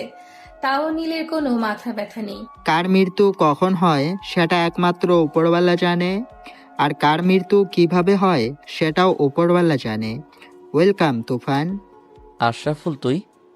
কিরে, অবাক হইলি মনে হচ্ছে? অবাক আবার আমি? তুই তো নিউ ইয়র্কে চলে গেলি, আসার কথা 6 তারিখ। 2 দিন আগেই চলে আসলি, আবার আমার সামনে দাঁড়িয়ে আছিস। বাহ, তুই তো দেখি সব খোঁজ খবর রাখিস। এটাই জ্ঞান, বুঝলি? খবরটা আমরাই দিয়েছি যে 6 তারিখে বাংলাদেশে যাব, কিন্তু রাত শেষ হওয়ার আগেই চলে আসছি। এটাই গেম। একটা কথা মনে রাখিস, বাপের উপরেও বাপ থাকে। নীল মুচকি হাসে। এই হাসিটা খুব ভয়ানক একটা হাসি। আশরাফুল নীলের হাসি দেখে বুঝে সে কিছু একটা করেছে। গেমের মাস্টারের সাথে তুই গেম খেলিস? তোর তো খুব সাহস রে। তুই কি তোর মতো 100 জন আসলেও এই তুফানের কিছুই করতে পারবি না? দেখা যাক কে কাকে কি করতে পারে। এই যা তো, তাকে বুঝিয়ে দে এই আশরাফুল কি জিনিস। দুইজন ছেলে নীলের দিকে এগিয়ে যায়। নীল তখনও মুচকি হাসতে ব্যস্ত। ছেলেরা সামনে যেতেই নীল তার বাম হাতটা উপরে তুলে, সাথে সাথে দুইটা গুলি এসে ছেলে দুইটার কান বরাবর লাগে। দুইটা লাশ মাটিতে লুটিয়ে পড়ে। নীল জোরে হেসে ওঠে। আশরাফুল চারপাশে তাকিয়ে দেখার চেষ্টা করে, কিন্তু কাউকেই পায় না। কে গুলি করেছে সে বুঝে উঠতে পারে না। কিরে, কি বুঝলি? গেম লিডারের সাথে গেম খেলতে আসছিস? হা হা হা। আশরাফুলের সাথে থাকা ছেলেগুলো পিস্তল বের করে নীলকে গুলি করার জন্য, কিন্তু তা আর হলো না। পেছন থেকে গুলির ঝড় বয়ে যায়। সবগুলা মাটিতে পড়ে আছে। শুধু দাঁড়িয়ে আছে ডেভিডের ছেলে আশরাফুল। কিরে, গেম খেলবি না? আয় খেলি একটু গেম। আশরাফুল কিছু বলে না, তাকিয়ে আছে নীলের দিকে। নীল মুচকি হাসে। আশরাফুল কি করবে কিছুই বুঝে উঠতে পারে না। সে এসেছে নীলকে মারতে, এখন সে নিজেই মৃত্যুর মুখোমুখি দাঁড়িয়ে আছে। এই তুফানের সাথে লাগতে আসিস না, সোজা মৃত্যু ঘটিয়ে দিব। অনেক বেড়ে গেছিস তুই। তুই বেশি দিন বেঁচে থাকবি না, তোর মৃত্যু সামনে অপেক্ষা করছে। নীল এই কথা শুনে হাতটা হালকা তালি দেয়। সাথে সাথে 26 থেকে 30 জন নীলের পেছনে এসে দাঁড়ায়। নীলের দুই পাশে ফারদিন আলম, তাদের পেছনে নীলের গ্যাংয়ের লোকগুলো দাঁড়িয়ে আছে। ফারদিন, হ্যাঁ ভাইয়া। ও যেন সোজা হয়ে দাঁড়াতে না পারে এমন অবস্থা করে দে। এই কথা শুনে ফারদিন ঠাস ঠাস দুইটা গুলি করে আশরাফুলের ডান পায়ে। আশরাফুল চিৎকার করে মাটিতে বসে পড়ে। তোকে মারলাম না, তোকে সেদিনই মারবো যেদিন তোর বাপকে মার। আশরাফুল কিছুই বলতে পারে না, কথা বলবে নাকি পা বাঁচাবে। নীল চলে যায় সেখান থেকে। আশরাফুল সেখানেই বসে থাকে। ভাইয়া, তোমাকে বলেছি খুব সাবধানে চলতে, তুমি কথাই শোনো না। যদি ট্র্যাক না করতাম তোমার ফোনে, তাহলে কিভাবে কি করতাম একবার ভেবেছো? এই জন্যই তোদেরকে আমি অ্যালার্ট করে রাখি। তোরা আমার ভাই, আমাকে অনেক ভালোবাসিস, আমিও তোদেরকে অনেক ভালোবাসি। আর এই তুফানকে মারার মানুষ এই দুনিয়ায় পয়দা হয় নাই, তোরা হয়তো জানিস। এখন কথা না বলে বাসায় চলো। নীল ফারদিন আলম চলে যায় বাসায়। ঘড়িতে রাত 1টা ছুঁই ছুঁই। নীল ঘুমিয়ে আছে। হঠাৎ তার কানে গুলির আওয়াজ আসে। ধরফড়িয়ে ঘুম থেকে উঠে বসে। ফারদিন আলমও ঘুম থেকে উঠে নীলের রুমে টোকা দেয়। ভাইয়া, তুমি ঠিক আছো? ভাইয়া, দরজা খোলো। নীল এসে দরজা খুলে দেয়। ফারদিন আলম ভেতরে ঢুকে। নীল বলে, বাহিরে যাবি না কেউ? তো ভাইয়া, কে গুলি করেছে? আশরাফুলের লোক হবে, দাঁড়া আমি দেখি কে। ভাইয়া সাবধান। নীল বারান্দায় যেতেই শুনতে পাই, এই কুত্তার বাচ্চা, তুফান কই? তুই বের হ। আমার ছেলেকে গুলি করেছিস, তোর কত বড় সাহস! নীল বাহিরে উকি মেরে দেখে ডেভিড দাঁড়িয়ে আছে, সাথে কিছু ছেলে পেলে। নীল মুচকি হেসে ডেভিডকে বলে, কিরে, বাসায় চলে আসছিস দেখি, তোর তো খুব সাহস রে। এক বাপের পোলা হলে সামনে এসে কথা বল। নীল বারান্দা থেকে রুমে এসে ফারদিন আলমকে বলে, আমি নিচে যাই, তোরা ছাদে চলে যা, সাথে কার 98 স্নাইপার নিয়ে যাবি। ডেভিড কিছু করার সাথে সাথে তার সাথে থাকা ছেলেগুলোকে শুট করে দিবি। ওকে ভাইয়া। ফারদিন আলম ছাদে চলে যায়। নীল কোমরের দুই পাশে দুইটা 9mm ক্যালিবারের পিস্তল গুজে বাহিরে বের হয়।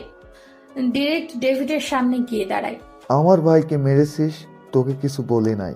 23 কোটি টাকার ক্রেডিট কার্ড নিয়েছিস, তাও কিছু বলি নাই। কিন্তু আমার ছেলেকে ডান পায়ে গুলি করেছিস, এর শাস্তি তোকে পেতেই হবে। আজকে তোকে তোর বাড়ির সামনে পুঁতে ফেলবো। নীল জোরে হেসে ওঠে। হাসিটা খুব বিদঘুটে, ভয়ানক। আমাকে মারবি তোরা? এই শহরের পাওয়ারফুল গ্যাংস্টার তুফানকে মারবি তোরা? হাসি পাইল রে, অনেক হাসি পাইল। এই তোরা দাঁড়িয়ে আছিস কেন? ওকে মেরে পুঁতে ফেল জায়গায়। ছেলেগুলো এগিয়ে যায় নীলের দিকে। নীল ঠায় দাঁড়িয়ে আছে। নীলের কোনো মাথা ব্যথাই নেই। ছেলেগুলো কাছে এসে পেছন থেকে পিস্তল বের করতে যাবে, এই মুহূর্তে স্নাইপারের বুলেট এসে সবগুলোর মাথা থেতলে দেয়। নীল জোরে হেসে দেয়। ডেভিড দাঁড়িয়ে আছে। কি রে, আমাকে মারবি না? আয় আয় বেটা, ডিব্বার বাচ্চা। হঠাৎ ডেভিডের ফোন বেজে ওঠে। ডেভিড মোবাইল কানে ধরতেই বলে ওপাশ থেকে কলটা কেটে দেয়। ডেভিড চলে যায়। নীল দাঁড়িয়ে আছে, বুঝে উঠতে পারে না কল কে করেছে, যার কারণে ডেভিড কিছু না বলেই চলে যাচ্ছে। নীল এটা মাথায় নেয় না, জোরে হেসে চলে আসে বাড়ির ভেতরে। ভাইয়া, ডেভিড কার সাথে কথা বলে চলে গেল? জানি না, এসব বাদ দে, ঘুমিয়ে পড় গিয়ে। ফারদিন আলম চলে যায় রুম থেকে। নীল আবারও ঘুমিয়ে পড়ে। সকাল 10টা। নীল বসে আছে হেলান চেয়ারে। সামনে নীলাদ্রি বসে আছে, কারো মুখে কোনো কথা নেই। নীলাদ্রিও কিছু বলে না। নীল বলে, কেন ডেকেছো? কেন ডাকতে পারি না? তা তো বলি নাই। ওই দিনের পর থেকে তো আর যোগাযোগ করো নাই, একটাবার ফোনও করো নাই। আমি ফোন দিলে কেটে দিয়েছো। প্রয়োজন মনে করি নাই, প্রয়োজন হলে আমি নিজেই ফোন দিতাম। নীলাদ্রি চুপ হয়ে যায়। নীল চেয়ে দেখে নীলাদ্রির মন খারাপ করে অন্যদিকে তাকিয়ে আছে। না, আমাকে একটা কথা বলতে পারবা? কি বলো? আমাকে ভালোবাসতে তোমার কি প্রবলেম? আমার কোন দিক দিয়ে খারাপ? আমি কি দেখতে খারাপ? আমার কি নাই বলো? তোমার সব আছে, তুমি অনেক সুন্দর। যে কোনো ছেলে তোমাকে দেখলে তোমার প্রেমে পড়তে বাধ্য হবে। তাহলে তুমি কেন আমাকে ভালোবাসতে পারো না? আমি তো তোমার জন্য পাগল। প্লিজ নীল। দেখো, আমি আবার বলি, আমার পক্ষে তোমাকে ভালোবাসা সম্ভব না, কারণ আমার জীবনের সাথে তোমার জীবন যায় না। আমি অন্ধকার জগতের মানুষ। অন্ধকার জগৎ মানে? নীল চুপ হয়ে যায়। কি বলবে কিছু বুঝে উঠতে পারে না। ভালোবাসা তো বিশ্বাসে হয়, ভালোবাসা তো পবিত্রতাই হয়। অন্ধকার জগতের মানুষের সাথে সাধারণ মানুষের ভালোবাসা হয় না। কি হলো, চুপ করে আছো কেন? আমি চাই না তুমি আমার জীবনে আসো। আমিও তোমাকে ভালোবাসি, কিন্তু সব ভালোবাসা পূর্ণতা পায় না। কিছু কিছু কারণে সব শেষ হয়ে যায়, আবার কিছু কিছু কারণে সব ঠিকও হয়ে যায়। তাহলে আমাকে মেনে নিচ্ছ না কেন? কারণ আমি সাধারণ মানুষ না, আমি অন্ধকার জগতের ক্রাশ। আমি পাওয়ারফুল গ্যাংস্টার তুফান। আমার সাথে তোমার যায় না। আমি কখন মরে যাই টেরও পাইবা না। শুধু শুধু তোমার জীবনটা নষ্ট করো না আমার জীবনে এসে। নীলাদ্রি তুফান নাম শুনে কিছুই বলতে পারে না। কি বলবে? সে তো জানে নীল সোজা মানুষ। নীল যে তুফান সে জানে না, তবুও নীলাদ্রি তুফানকে ভয় পায় না। নীলাদ্রি বলে, এর পেছনে নিশ্চয়ই কিছু রহস্য আছে। কি হয়েছে তোমার জীবনে? কেন তুমি এই অন্ধকার জগতে পা রেখেছো? বলো নীল, চুপ করে থেকো না। আমি বুঝলাম না, তার সাথে তোমার কিসের শত্রুতা? তুফানকে মারতে চাও কেন? আমার বাবাকে মেরেছে, আমাকেও মারতে চেয়েছিল কিন্তু পারে নাই। আমি তুফানের জীবনটা কেড়ে নিব। ডেভিড, তুই এর পেছনে লেগে থাক। আমি ওর সামনাসামনি হতে চাই। গেম খেলবো আমি তুফানের সাথে, অনেক বড় গেম খেলবো। ঠিক আছে, তুমি যা বলো। কিন্তু বাবা, তুফান তো খুব বড় খাতারনাক একটা মানুষ, তাকে কি করে মারবো? সব দিক দিয়েই আটকা পড়ে যাচ্ছি আমরা। সেটা তোদের বাপ ছেলের ভাবতে হবে না, যা করার আমি করব। তোরা দেখ চেয়েছে আমি কি করি। নীল কি বলবে নীলাদ্রিকে? তোমাকে আমি কি বলবো নীলাদ্রি? এখন হয়তো আমাকে কিছু বলবে না। যখন আমার অতীত জানবে তখন আমাকে ঘৃণা করবে তুমি, আমাকে সহ্য করবে না, কিন্তু আমার ঠিক তার কোনো দামই দিবে না তুমি। নীলের সব ভাবে। হঠাৎ নীলের ফোনটা বেজে ওঠে। স্ক্রিনে চেয়ে দেখে সে অচেনা মেয়েটা ফোন দিয়েছে। নীল কল রিসিভ করতেই ওপাশ থেকে বলে, কিরে, আজকাল দেখি প্রেমিকা নিয়েও ঘুরিস, খুব সুখে আছিস মনে হচ্ছে। নীল চারদিকে একবার চোখ বুলিয়ে দেখে, কিন্তু আশেপাশে কেউ নেই। তাহলে কি সেই অচেনা মেয়েটা দেখছে ওদেরকে? কিন্তু তারা এখানে আছে সে জানলো কিভাবে? কিরে, কিছু বলিস না কেন? কেন ফোন করেছিস সেটা বলে ফোনটা কেটে দে। আপন হারানোর কষ্টটা আজকে বুঝবি তুই। রেডি থাকিস, দেখা হচ্ছে তোর সাথে। নীল মুচকি হাসে। নীলাদ্রি নীলের দিকে তাকিয়ে আছে। নীল মুচকি হেসে বলে, ওকে। ও পাশ থেকে ফোন কেটে দেয়। নীলাদ্রি বলে, কি হয়েছে? কে ফোন করেছে? সেটা পরে জানতে পারবে। আমি তোমাকে যা যা বলবো তাই তাই করবা আজকে। কি হয়েছে বলো? যা বলেছি তাই করবা। আমি যেভাবে বলবো সেভাবে সব করবা। ঠিক আছে, কিন্তু কি হয়েছে বলো? পরে জানতে পারবা সব। রাত 11টা। নীলাদ্রি তার বাসার রুমে বসে আছে। একটু পর পর বসা থেকে উঠে পায়চারি করে, আবারও বসে পড়ে। নীলাদ্রি ভাবতে পারছে না তার সাথে কি হচ্ছে। নীল কেন এমনটা করবে? কি রহস্য আছে? নীলাদ্রি এসব ভাবে। হঠাৎ গাড়ির শব্দ শুনতে পায় নীলাদ্রি। জানালা দিয়ে তাকিয়ে দেখে 7 থেকে 9টা গাড়ি তাদের বাসার নিচে দাঁড় করিয়েছে। নীলাদ্রি হালকা ভয় পেয়ে যায়। ভয় পাবারই তো কথা।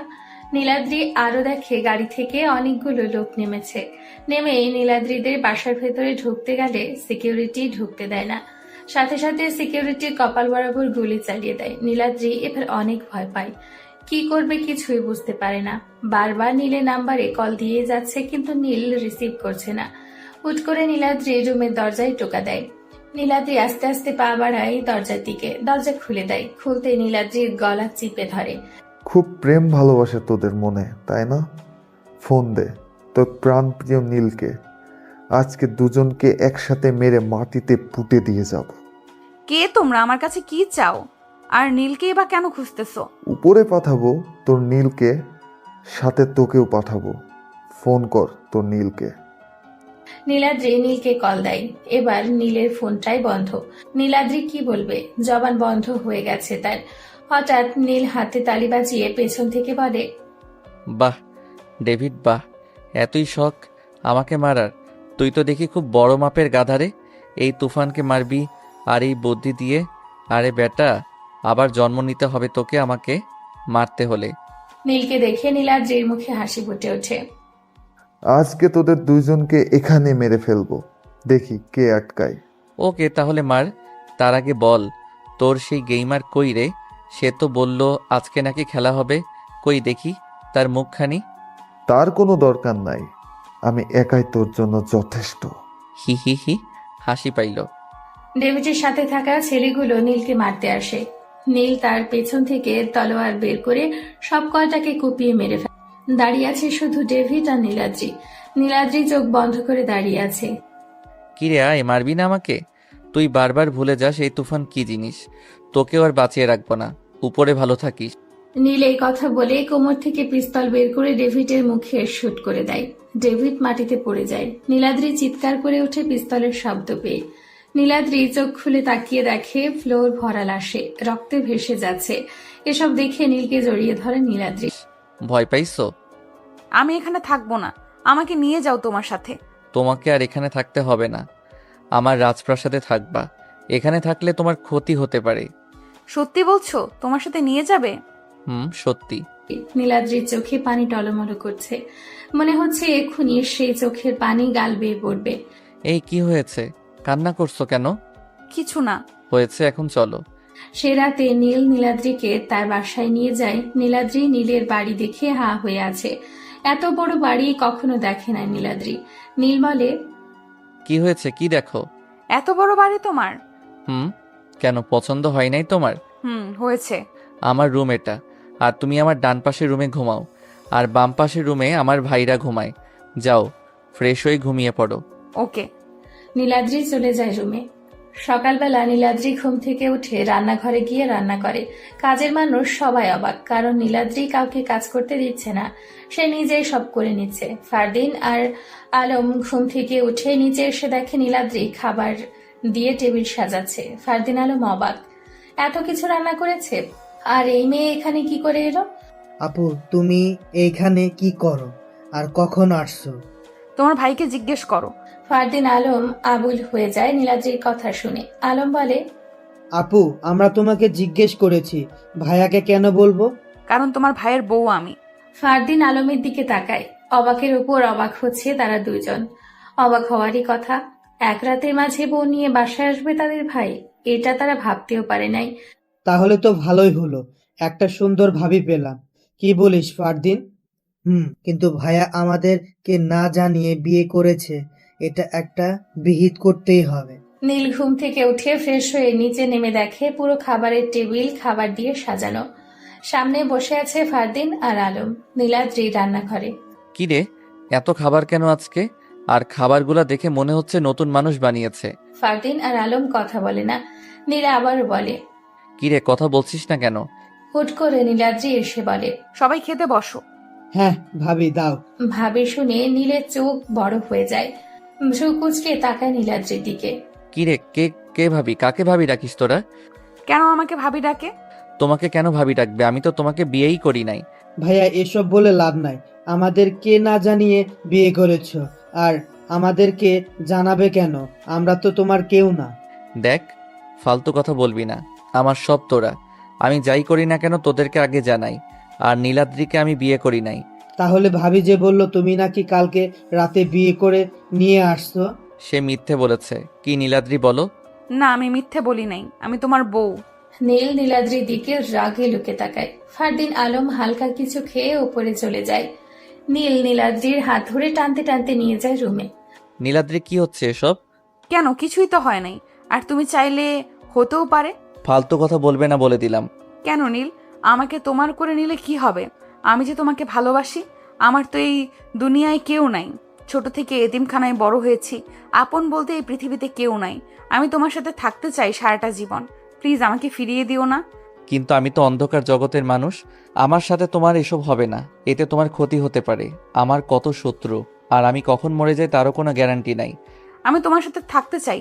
চলো না আমরা অনেক দূরে চলে যাই, যে এখানে থাকবে না কোনো শত্রু, থাকবে শুধু তোমার আমার পবিত্র ভালোবাসা। নীল রুম থেকে বের হয়ে যায়। বের হওয়ার সময় দরজায় পেছনে ফারদিন আলমকে দেখে।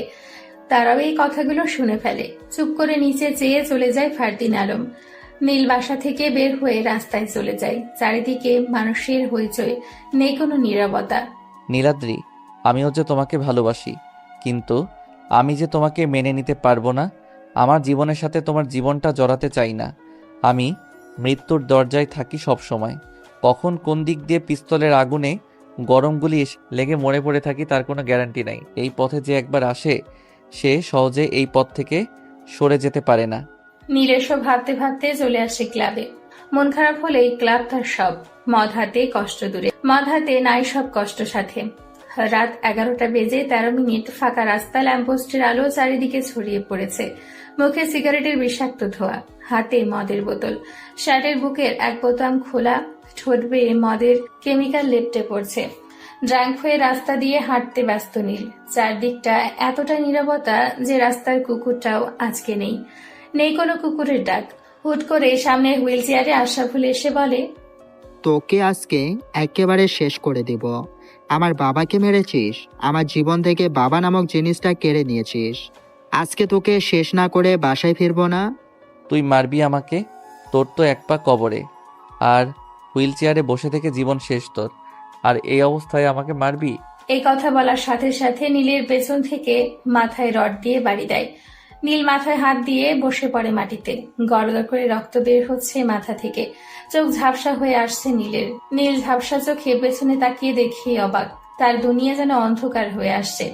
তার কাছের মানুষ এতটা বেইমানি করবে ভাবতেও পারেনি নীল। বিপদে আপদে পাশে থেকেছে যার, আজ সেই কিনা বেইমানি করলো। বেশিরভাগ আপন মানুষেরাই বেইমানি করে, যাকে জীবনের থেকেও বেশি বিশ্বাস করি আমরা। দিন শেষে সেই বিশ্বাসঘাতকতা করে। পর মানুষ বেইমানি করে না, বেইমানি করলে আপন মানুষই করে। দেশটা এমন হয়েছে যে নিজের ভাইকেও বিশ্বাস করতে কষ্ট হয়। এক কথায় বলা যায়, টাকার কাছে সবই নিচু। টাকাই দুনিয়ার সবকিছু। টাকার জন্য মানুষ অনেক কিছুই করতে পারে। রাত 12টা। রাস্তার পথশিশুরা খাবার নিয়ে ঝগড়া করতে করতে তাদের থাকার জায়গায় চলে আসে, যেখানে তারা প্রতি রাত ঘুমিয়ে থাকে। পথশিশুদের রাতের জায়গা আর দিনের জায়গা এক। এই সুমন, সামনে কি রে? দেখ না, ওইটা কি মানুষের মতো লাগতাছে। তুই যা, আমার ডর করে। জিন ভূত হবে মনে হয়। দূর, তুই খাবার নিয়ে তো ঠিকই ঝগড়া লাগতে পারস। আরে চল তো আগে দেখি কি এটা। পথশিশুরা সামনে এগিয়ে যায়। সামনে যেতেই সুমন ছেলেটা বলে, এই সেলিম, দেখ না, এটা তো ওই দিনের সেই ভাইয়াটা, আমাদেরকে যে অনেকগুলা টাকা দিয়েছে, আবার একদিন খাইয়েছে। কি বলছস তুই? আরে হ্যাঁ বেটা। তারা তিনজনে তুফানকে দেখে অবাক হয়ে যায়। তারা ভয় পায়, কারণ রক্তে জায়গা লাল হয়ে গেছে। রক্ত দেখলে যে কেউই ভয় পায়। ভাই তোরা তাড়াতাড়ি ধর, ভাইয়াকে নিয়ে যেতে হবে হাসপাতালে। হ্যাঁ ধর। এই সুমন না, ধর বেটা। তারা তিনজন তুফানকে নিয়ে যায় হসপিটালে। এত রাতে হাসপাতাল খোলা থাকবে কিনা সন্দেহ। বেশি দূর যেতে হয় নাই। একটু দূরেই একটা বড় হাসপাতাল আছে, সেখানে নিয়ে যায় তারা। স্যার, এই ভাইটাকে দেখেন তাড়াতাড়ি। কিন্তু এত রাতে কিভাবে দেখবো? হাসপাতালে কাজ শেষ তো। স্যার, আপনার পায়ে ধরি, ভাইয়াকে দেখেন। আমরা রাস্তায় থাকি, কিন্তু এই ভাইয়াটা আমাদেরকে অনেক আদর করে, আমাদেরকে রাস্তায় পেলে হোটেলে নিয়ে খাওয়ায়। আপনার পায়ে ধরি, দেখেন। কিন্তু কিভাবে এমন হলো? আমরা জানি না আমরা রাস্তায় ঘুমাতে যাই, পরে দেখি একটু দূরে এই ভাইয়াটা রক্তাক্ত শরীরে পড়ে আছে, পরে আমরা নিয়ে আসছি।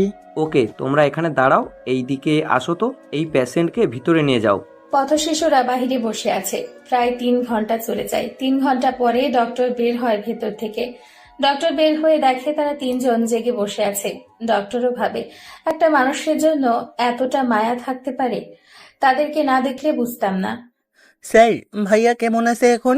অনেক ভালো আছি, তোমরা গিয়ে ওই পাশের কেবিনে শুয়ে পড়ো। তারা চলে যায় কেবিনে। ডক্টর তুফানের পকেট থেকে ফোন বের করে প্রথম নাম্বারে কল দেয়। নীল, তুমি কোথায়? বাসায় আসলে না কেন? কিছু হয় নাই তো তোমার? কথা বলো প্লিজ। আপনি কি হন নীলের? জি, আমি তার স্ত্রী। আপনি কে বলছেন? আমার নীল কোথায়? দেখেন, সে এখন হাসপাতালে, একটু আগে তার মাথায় অপারেশন হয়েছে, এখন বিপদমুক্ত। কি বলছেন আপনি? কোন হসপিটাল বলেন আমাকে, প্লিজ বলেন তাড়াতাড়ি। চলে আসেন। আপু কি হয়েছে ভাইয়া? তোমাকে এমন লাগছে কেন বলো? এইটুকুই বলে নীলাদ্রি। তারপর বের হয় বাসা থেকে। নীলাদ্রির পেছনে ফারদিন আলম। হাসপাতালে যেতে যেতে ফজরের আজান হয়ে যায়। হাসপাতালে গিয়ে দেখে একটা কেবিনে লাইট জ্বালানো। নীলাদ্রি, ফারদিন আলম দৌড়ে যায়। ডক্টর, আমার নীল কোথায়? তার কি হয়েছে বলেন? সে হসপিটালে কেন? কোথায় আমার নীল? প্লিজ আপনি শান্ত হন, উনি এখন বিপদমুক্ত আছে, সকাল হলে জ্ঞান আসবে, এখন ইঞ্জেকশন দেওয়া হয়েছে। না, আমি আমার নীলের কাছে যেতে চাই। আমি নীলকে দেখব। আপু তুমি শান্ত হও, সব ঠিক হয়ে যাবে। সকাল 10টায় নীলের জ্ঞান আসে।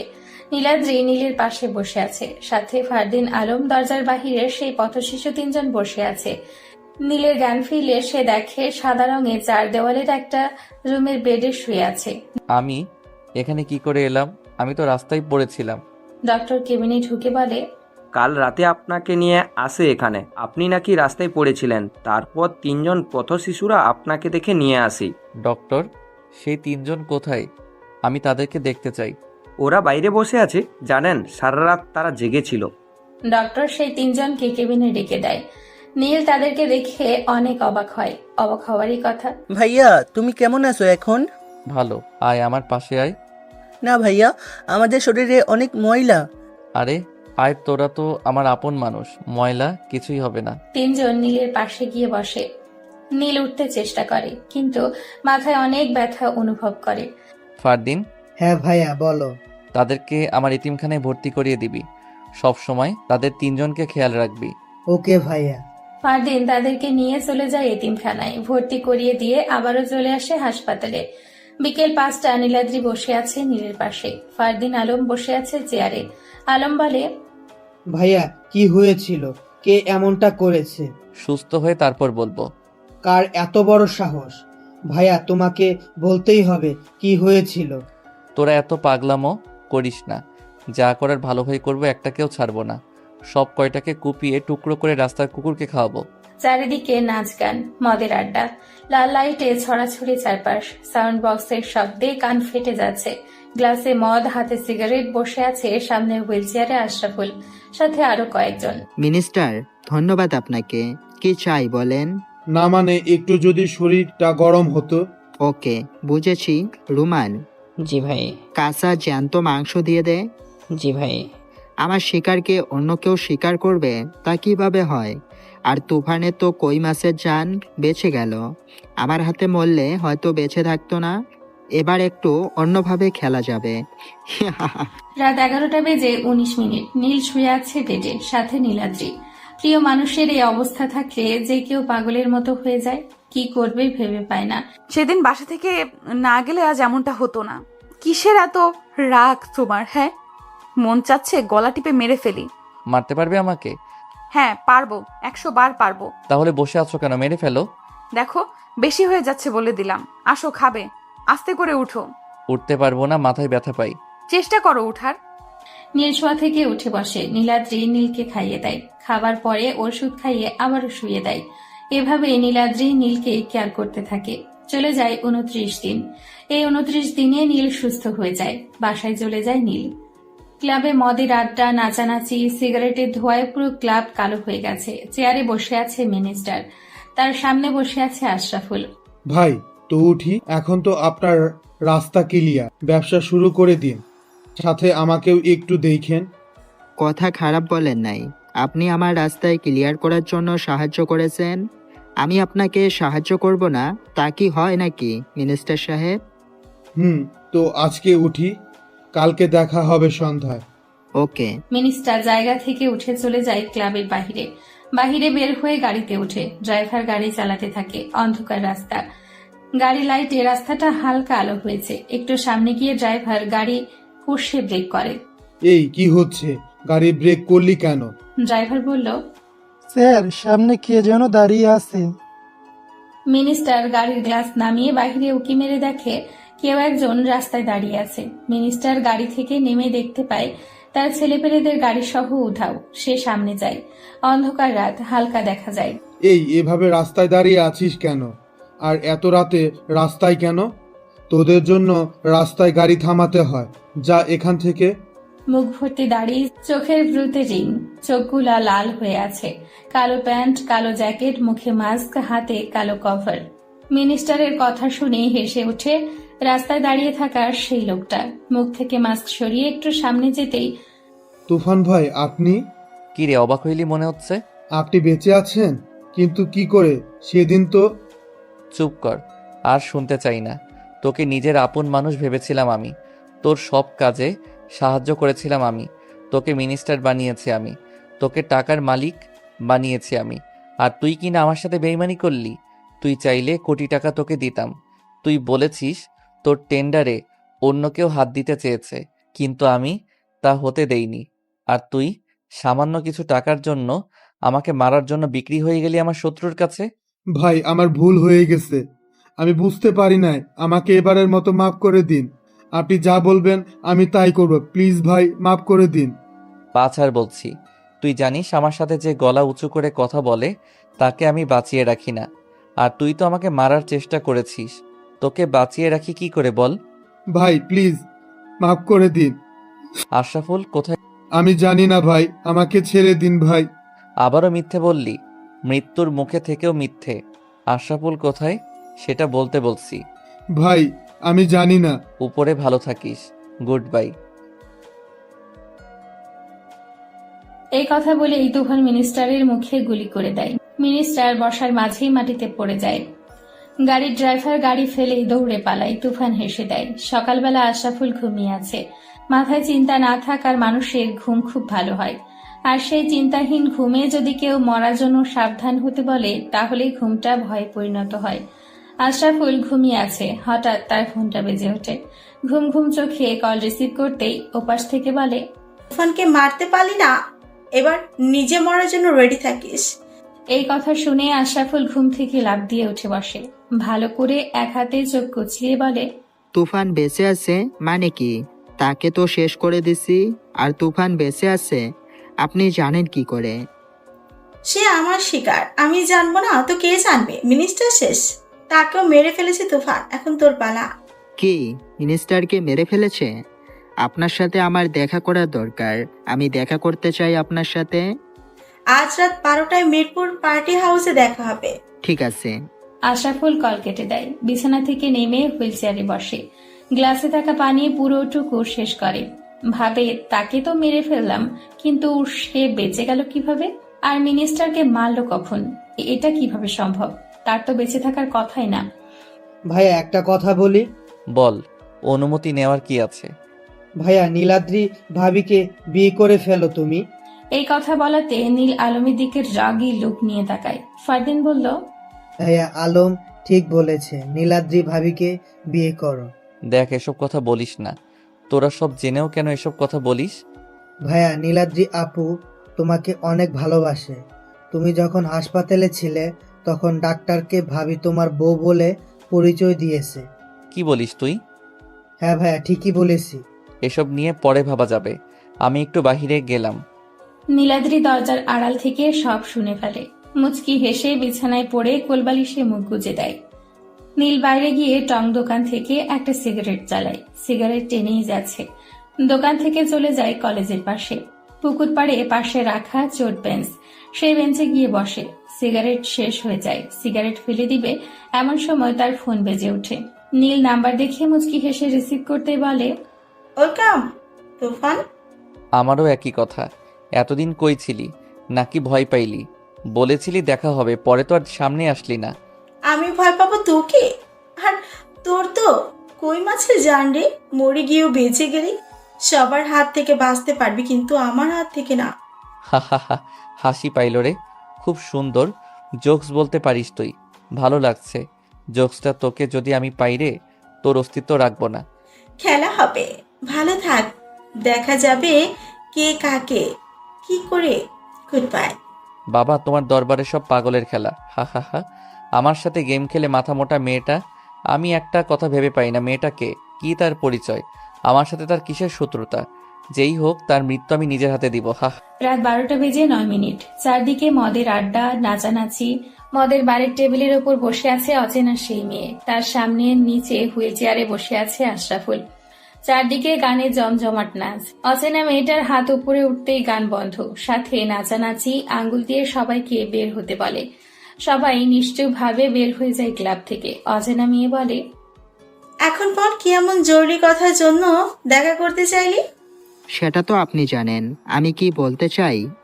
মুচকি হাসে মেয়েটা। হাতের আঙ্গুলে একটা চাবি রিং, সেই রিংয়ের শুধু একটা ছোট্ট চাবি। হাতের আঙ্গুলে ঢুকিয়ে ঘুরিয়ে ঘুরিয়ে বলে, যেই কাজ একা করতে পারবি না সেই কাজ করতে যাস কেন? আর তুই তো জানিস তুফান কি মাল, সে তো আগুনের উপরে দিয়ে দৌড়ায়, আর আমাকে বলতে ভুলে গেলি রক্তের গরম আছে তোর। কি করব, সে আমার বাবাকে মেরেছে, আর তার সাথে জড়িত ছিলেন আপনি। কিন্তু আপনি তুফানের সামনে যাননি, এগিয়ে দিয়েছেন আমার বাবাকে। শেষে কি হলো, আমার বাবাকে তুফান মেরে ফেললো। তোর বাবাকে মেরেছে দেখে তুই সাথে সাথে তুফানকে মারতে গেলি, আর আমার বাবাকে মেরেছে আজ 3 বছর হয়ে গেছে। কই, আমি তো তাকে মারতে পাগল হইনি। মাথা ঠান্ডা রেখে তাকে মারতে হবে। আমি মাথা ঠান্ডা রেখে খেলে যাচ্ছি তার সাথে, এটাই শেষ খেলা তার সাথে। এই খেলায় আর মিস হবে না। তারা কথা বলতে ব্যস্ত। রাত গভীর হয়ে যায়। আশরাফুলকে ক্লাব থেকে বের করে 2 জন লোক। গাড়ি সামনে, আলগি দিয়ে গাড়িতে উঠিয়ে দেয় আশরাফুলকে। গাড়ি চলতে থাকে তার আপন গতিতে। মাঝ রাস্তায় গাড়ি ব্রেক করে ড্রাইভার। আশরাফুল হালকা চোখের পাতা বন্ধ করে ঘুমিয়ে পড়ে। গাড়ি ব্রেক করায় আশরাফুল জেগে যায়। কিরে, গাড়ি থামিয়েছিস কেন? এই বোকাচোদা, গাড়ি থামিয়েছিস কেন? আশরাফুল গাড়ির ড্রাইভারকে এসব বলে, কিন্তু কোনো কথা বলে না ড্রাইভার। আশরাফুল ভালো করে চোখের পাতা খুলে চেয়ে দেখে ড্রাইভিং সিটে কোনো মানুষ নেই। আশরাফুল গাড়ির দরজা খুলে বাহিরে উকি দেবার সময় চেয়ার সহ রাস্তায় পড়ে যায়। উঠতে যাবে রাস্তা থেকে, চোখ ওপরে তুলতে সামনে বড় শক্ত জুতা দেখতে পায়। ঘাড় ঘুরিয়ে আস্তে আস্তে পা থেকে মাথা পর্যন্ত দেখে আশরাফুল অবাক। দম বন্ধ হওয়ার অবস্থা তার। হাতে তলোয়ার, গায়ে কালো জ্যাকেট, মাথায় কালো টুপি, হাতে কভার, মুখে মুচকি হাসি। তুফান, তুই কিরে, ভয় পাচ্ছিস মনে হচ্ছে? দেখ, আমাকে মারিস না, আমাকে ছেড়ে দে। কিরে, তোকে তো আমি মারবো না, আর মারার আগে এসব বলছিস? আমাকে ছেড়ে দে তুফান। এই শহরে কোনো বাইঞ্চোদ জন্ম হয় নাই যে এই তুফানকে মারবে, এই পাওয়ারফুল গ্যাংস্টারকে মারবে। এমন কোনো বাইঞ্চোদ পয়দা হয় নাই রে। আমাকে ছেড়ে দে। এই শহর থেকে না, এই দুনিয়া থেকে তোকে বিদায় করে দিব। তার আগে বল, ওই মেয়েটা কোথায়? আমি জানি না। তুই বলবি না? আমি জানি না, জানলে বলে দিতাম। ওকে, ওপারে ভালো থাকিস, গুড বাই। তুফান তার হাতে থাকা তলোয়ার দিয়ে আশরাফুলের গলা থেকে মাথাটা আলাদা করে দেয়। আশরাফুলের মাথাটা রাস্তায় পড়ে যায়। রক্ত ড্রেন হয়ে রাস্তার পাশে গড়িয়ে পড়ছে। তুফান তলোয়ারে জমে থাকা রক্ত আশরাফুলের পাঞ্জাবিতে মুছে বেঁধে ভেতরে রেখে বাইকে উঠে ফুল স্পিডে চলে যায়। টাকার জন্য সব করতে পারা মানুষগুলো খুবই ভয়ঙ্কর হয়। তার সাথে টাকার লোভ সবাই সামলাতে পারে না। 16 কোটি টাকার একটা চেক বুকের ডান পকেটে, আর সাথে 2টা সাদা চামড়ার মেয়ে। গ্লাসে মদ ঢেলে দিচ্ছে, ঢকঢক করে খাচ্ছে। নাই কোনো চিন্তা, লাগলে আরো পাবে। এর বদলে চাই শুধু একটা গুলিতে মাথার খুলিটা ওপার দিয়ে বের করা। ডন, আমার তো চাই শুধু টাকা। আপন মানুষ দিয়ে কি হবে? টাকা দিয়ে সব হয়। তাহলে কাজ চালিয়ে যা, যখন যা চাবি তাই পাবি। নো চিন্তা, আমি আছি। লোকটা চেয়ার থেকে উঠে চলে যায়। যাওয়ার আগে সাদা চামড়ার মেয়ে দুটোকে গাল ভরে চুমু দিয়ে যায়। তা দেখে অচেনা মেয়ে মুচকি হাসে। সকালবেলা নীল ঘুমিয়ে আছে। চা হাতে দাঁড়িয়ে আছে নীলাদ্রি। চা টেবিলে রেখে নীলের পাশে বসে নীলাদ্রি চেয়ে আছে নীলের মুখের দিকে। মুচকি হেসে মাথায় হাত দিয়ে বলে, নীলাদ্রি তুমি এখানে কেন? চা নিয়ে আসছি, ওঠো চা খাবে। আর ফ্রেশ হও, একটু বাইরে যাব। বাহিরে কেন? আমার কিছু কেনাকাটা করতে হবে। আমি যেতে পারবো না, ফারদিনকে নিয়ে যাও। থাক, যেতে হবে না, কেনাকাটার দরকার নেই। নীলাদ্রি রাগ দেখিয়ে বের হয়ে যায় নীলের রুম থেকে। মুচকে হাসি হেসে বিছানা থেকে উঠে চায়ের কাপ হাতে নিয়ে 2 চুমুক চা খেয়ে চলে যায় ওয়াশরুমে। ভাবি কি হয়েছে, রেগে আছো মনে হচ্ছে? কিছু হয় নাই। তো তোমাকে রাগে রাগে ভাব দেখাচ্ছে কেন? ভাইয়া সাথে কিছু হয়েছে? হয়েছে তোর ভাবি নাকি কেনাকাটা করতে যাবি, নিয়ে যা। নীল সিঁড়ি দিয়ে নামতে নামতে এই কথাটা বলে। নীলাদ্রির রাগী লুক নিয়ে তাকায় নীলের দিকে। নীল চোখ টিপ দেয় নীলাদ্রিকে। ফারদিন বসে আছে খাবারের টেবিলে। নীল বলে, কিরে আলম কোথায়? ভাইয়া সে ঘুমাচ্ছে এখনো, ডেকেছি বলে একটু পরে উঠবে। নীল খেয়ে আবার উপরে যেতে নিলে নীলাদ্রি বলে ওঠে, ফারদিন আমি একা যাব বাহিরে, আর গাড়ির চাবিটা লাগবে আমার। আপু আমি যাই তোমার সাথে? না, আমি একাই যেতে পারবো। ফারদিন গাড়ির চাবি দিয়ে দেয়। নীল সিঁড়ি দিয়ে উপরে উঠে চলে যায় নীলাদ্রির রুমে। নীলাদ্রি উপরে উঠে তার রুমে যায়। গিয়ে কাপড় খুলতে নিলে নীল গিয়ে আটকে দেয়। নীলাদ্রি নীলকে দেখে অবাক। এই তুমি আমার রুমে কি করো? আর আমার রুমে এসেছো কেন, লুচু ছেলে? কি আমি লুচো তাই না? দেখাচ্ছি লুচোগিরি। নীল নীলাদ্রিকে ফেলে দেয় বিছানায়। নীলাদ্রি কিছুই বলে না, চোখ বড় বড় করে তাকিয়ে আছে নীলের দিকে। নীল একটু হেলে খাটে রাখা গাড়ির চাবি হাতে নিয়ে বলে, রেডি হয়ে নিচে আসো, আমি বাহিরে আছি। নীলাদ্রি খুশি হয়ে বিছানা থেকে উঠে রেডি হয়ে নিচে চলে যায়। নীল বসে আছে বাইকে। নীলাদ্রি বাইক দেখে বলে, ওয়াও, বাইকে যাবে? নীল নীলাদ্রির দিকে তাকিয়েই ক্রাশ। নীলাদ্রিকে খুব সুন্দর লাগছে। নীল হাঁ করে তাকিয়ে আছে নীলাদ্রির দিকে। নীলাদ্রি হাতে ধাক্কা দিয়ে বলে, এই কি দেখো এভাবে? না কিছু না, ওঠো। নীলাদ্রি বাইকে উঠে বসে। নীল বাইক চালাতে থাকে। হাইলেনে গিয়ে হাই ব্রেক করে। নীলাদ্রি নীলকে জাপটে ধরে। এই কি হয়েছে, এইভাবে কেউ ব্রেক করে? নীল মুচকি হেসে আবারও চালাতে থাকে। চলে আসে তারা মার্কেটে। দুপুর 2টা বেজে 23 মিনিট। নীল বসে আছে। নীলের কাঁধে হাতে কাপড়ের ব্যাগ। এই দোকান থেকে ওই দোকান, এত কিছু কেনা হয়েছে, তাও নীলাদ্রি কিনেই যাচ্ছে। নীল বলে, হয়েছে তো আর কত, আমি নিতে পারতেছি না। চুপ করে আমার সাথে আসো। কেনাকাটা শেষ করে সন্ধে বাসায় ফিরে নীলা নীলাদ্রি। ফারদিন আলম বসে আছে সোফায়। ভাই এত লেট হয়েছে কেন? আর এত কাপড়? ওকে জিজ্ঞেস কর, আমাকে শেষ করে দিছে এই শয়তান মেয়ে। কি আমি শয়তান? শয়তান না তো কি? আজকে তোমার খবর আছে। নীল কাপড়ের ব্যাগ নিচে ফেলে এক দৌড়ে রুমে। হুট করে আলমের ফোন বেজে ওঠে। আলম বসা থেকে উঠে চলে যায় রুমে। নীল ফ্রেশ হয়ে বাহিরে বের হয়ে আলমের রুমের সামনে দিয়ে যাচ্ছিল। দরজার সামনে আসতেই শুনতে পাই, ম্যাডাম আপনার কোনো চিন্তা করতে হবে না, সুযোগ পেলেই শেষ করে দেব। আমার সাথে দেখা কর। কোথায় আসবো বলেন? এই ক্লাবে চলে আয় সকাল 9টায়। Okay madam. নীল মুচকি হেসে দরজার সামনে থেকে চলে যায়। ভাবতে থাকে, নিজের ঘরে বেঈমান মানুষ। আপন মানুষগুলো তো খুব ভয়ানক হয়। উপকারে দাম দেয় না, তাদের চায় টাকা। টাকার জন্য তারা সব করতে পারে। দুধ কলা দিয়ে কাল সাপ বড় করেছি, ভালোই হলো। সব রহস্যের সমাপ্তি ঘটাতে পারবো। নীল বসে আছে তার রুমে। সময় তখন রাত 11টা। ছোট্ট একটা ছবি হাতে, চোখে পানি টলটল করছে। জোরে চিৎকার করে কাঁদতে ইচ্ছে করছে তার। মা, তুমি এখন থাকলে দেখতে পারতে এই দুনিয়ায় কত রকমের বেঈমান মানুষ থাকে। মা, তুমি ছাড়া সবাই বেঈমান, সবাই টাকার পাগল, আর তুমি সন্তানের পাগল। এই শহরে বেঈমান মানুষ অনেক বেশি। আমরা যাকে ভালো মনে করি, দিন শেষে সেই হয় সবচেয়ে বড় খারাপ। দুনিয়ায় ভালো মানুষ নাই। নীল কান্না করছে আর তার মায়ের ছবির সাথে কথা বলে। নীলাদ্রি দরজার পাশে দাঁড়িয়ে নীলের কথা শুনে। নীলাদ্রি নীলকে পেছন থেকে কাঁধে হাত রাখে। নীল পেছনে চেয়ে দেখে নীলাদ্রি বাম হাতের পিঠ দিয়ে চোখের পানি মুছে বলে, তুমি এত রাতে আমার রুমে কি করো? আর এত রাতে জেগে আছো কেন? কি হয়েছে তোমার, কাঁদছো কেন? কিছু না, যাও গিয়ে ঘুমিয়ে পড়ো। বলো প্লিজ, কি হয়েছে তোমার? আমি আজ শুনতে চাই। আমার অতীত শুনে কি করবে তুমি? বলো প্লিজ, তোমার কষ্ট আমার সহ্য হয় না। আমার অতীত শুনবে? তাহলে শোনো। ছোট ছিলাম অনেক সহজ সরল একটা ছেলে। মানুষ কলেজে যেত বড় ব্যাগ নিয়ে, আর আমি যেতাম ছোট স্কুল ব্যাগ নিয়ে। সবাই আমাকে নিয়ে হাসাহাসি করত, কিন্তু আমি কাউকে কিছু বলতাম না। কলেজের স্যার ম্যাডাম আমাকে অনেক আদর করত। আমি অনেক ভালো ছাত্র ছিলাম। আমরা অনেক গরিব, তাই আমাদেরকে কেউ দেখতে পারত না। আমার বাবা 2টা বিয়ে করে। একদিন আমার মা অনেক অসুস্থ হয়ে পড়ে। আমার বাবা টাকা পয়সা দিত না, বেশিরভাগ সময় ওনার ওই বউয়ের সাথেই থাকতো। আমার মা অসুস্থের সময় বাবাকে জানিয়েছি, কিন্তু সে আসতে চায়নি। হঠাৎ একদিন আমি পড়ার টেবিলে বসে পড়ছিলাম, পরে শুনতে পাই বাবার গলা। আমি ভেবেছি বাবা আসছে মনে হয়।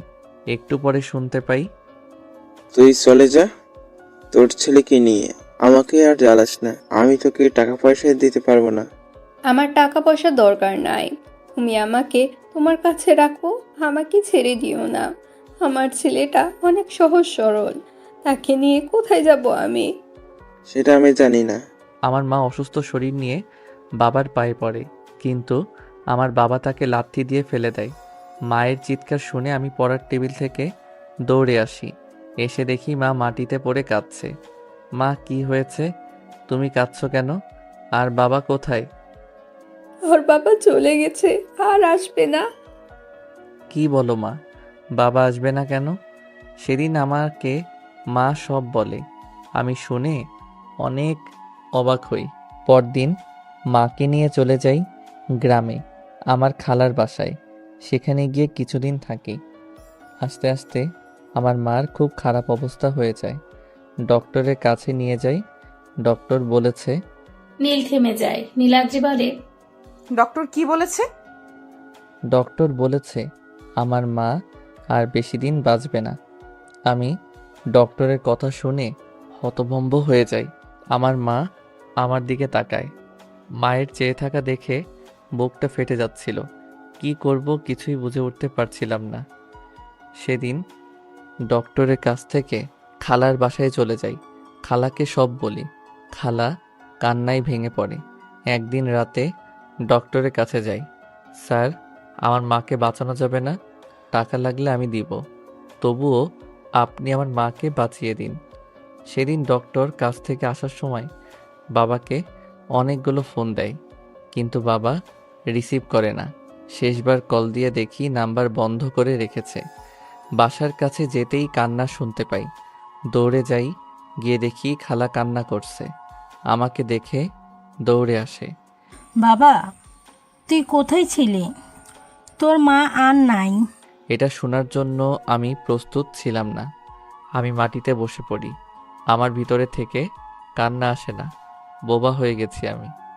মায়ের লাশের পাশে বসে এক ধ্যানে চেয়ে থাকি। জানো নীলাদ্রি, আমি যখন মায়ের পাশে বসেছিলাম তখন মনে হয়েছে আমার মা ঘুমিয়ে আছে। একটু পরে উঠে বলবে, বাবা তুই খেয়ে আয়, আমি তোর মাথায় হাত বুলিয়ে তোকে ঘুম পাড়িয়ে দেই। আমার আর আসে নাই, ঘুম থেকে ওঠে নাই। শেষ ঘুমিয়েছে আমার মা। সেদিন মাকে দাফন করে কবরের মাটি ছুঁয়ে মাকে কথা দিয়েছিলাম, এই শহরের সবচেয়ে নামি দামি মানুষ হব আমি, টাকার উপরে ঘুমাবো, সবচেয়ে পাওয়ারফুল হব, মন্ত্রী মিনিস্টার আমার পায়ের নিচে পড়ে থাকবে। দেখো, আমি আমার মাকে কথা দিয়েছি, আজ সেই কথা পূরণ করেছি, হয়েছি পাওয়ারফুল মানুষ। টাকা পয়সা হাতের ময়লা। সেদিন রাতে মায়ের কবর থেকে আর খালারা বাসায় যাইনি, চলে যাই ঢাকায়। সেই বাবা নামের অমানুষটাকে খুঁজে বের করি। কিরে, তুই এখানে কেন? কেন আসতে পারি না? না, এখানে আসার দরকার নাই, চলে যা এখান থেকে। যাওয়ার আগে একটা কাজ করে যাই। কি কাজ? শেষ করে যাই বাবা নামের অমানুষটাকে। সেদিন গলা টিপে মেরে ফেলি বাবা নামের অমানুষটাকে। তার মেয়ে ছিল বাসায়।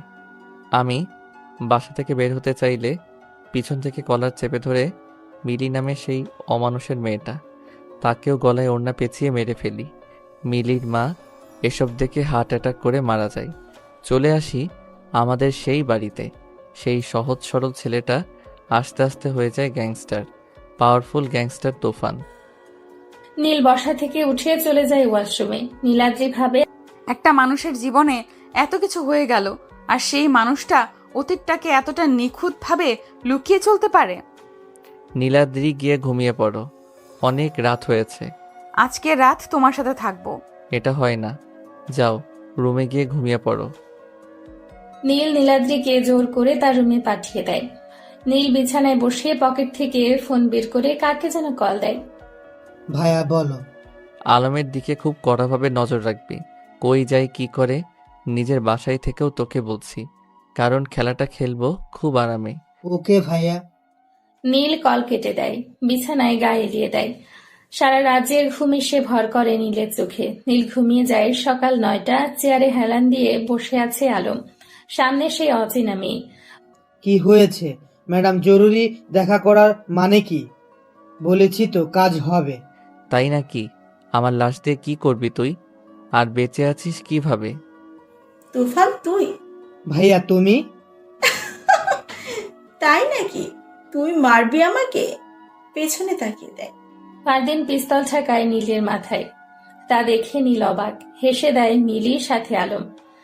ফারদিন, সরি ভাইয়া, জীবনে বাঁচতে হলে টাকা দরকার। তোমার সাথে থেকে শুধু চাকরের মতো কাজ করেছি, পাইনি কোটি টাকা, এখন পেয়েছি কোটি চেয়েও বেশি, তার বদলে তোমাকে নাই করে দিলাম। এ বলেই নীলের বুকের ডান পাশে গুলি করে দেয় ফারদিন। নীল মাটিতে পড়ে যায়। হেসে ওঠে সবাই। কিরে মারবি না আমাকে? আয় মার। ঠাস ঠাস 3টা গুলি এসে লাগে 3 জনের কপালে, পড়ে যায় মাটিতে। নীল মাথা ঘুরিয়ে তাকায় পেছনে।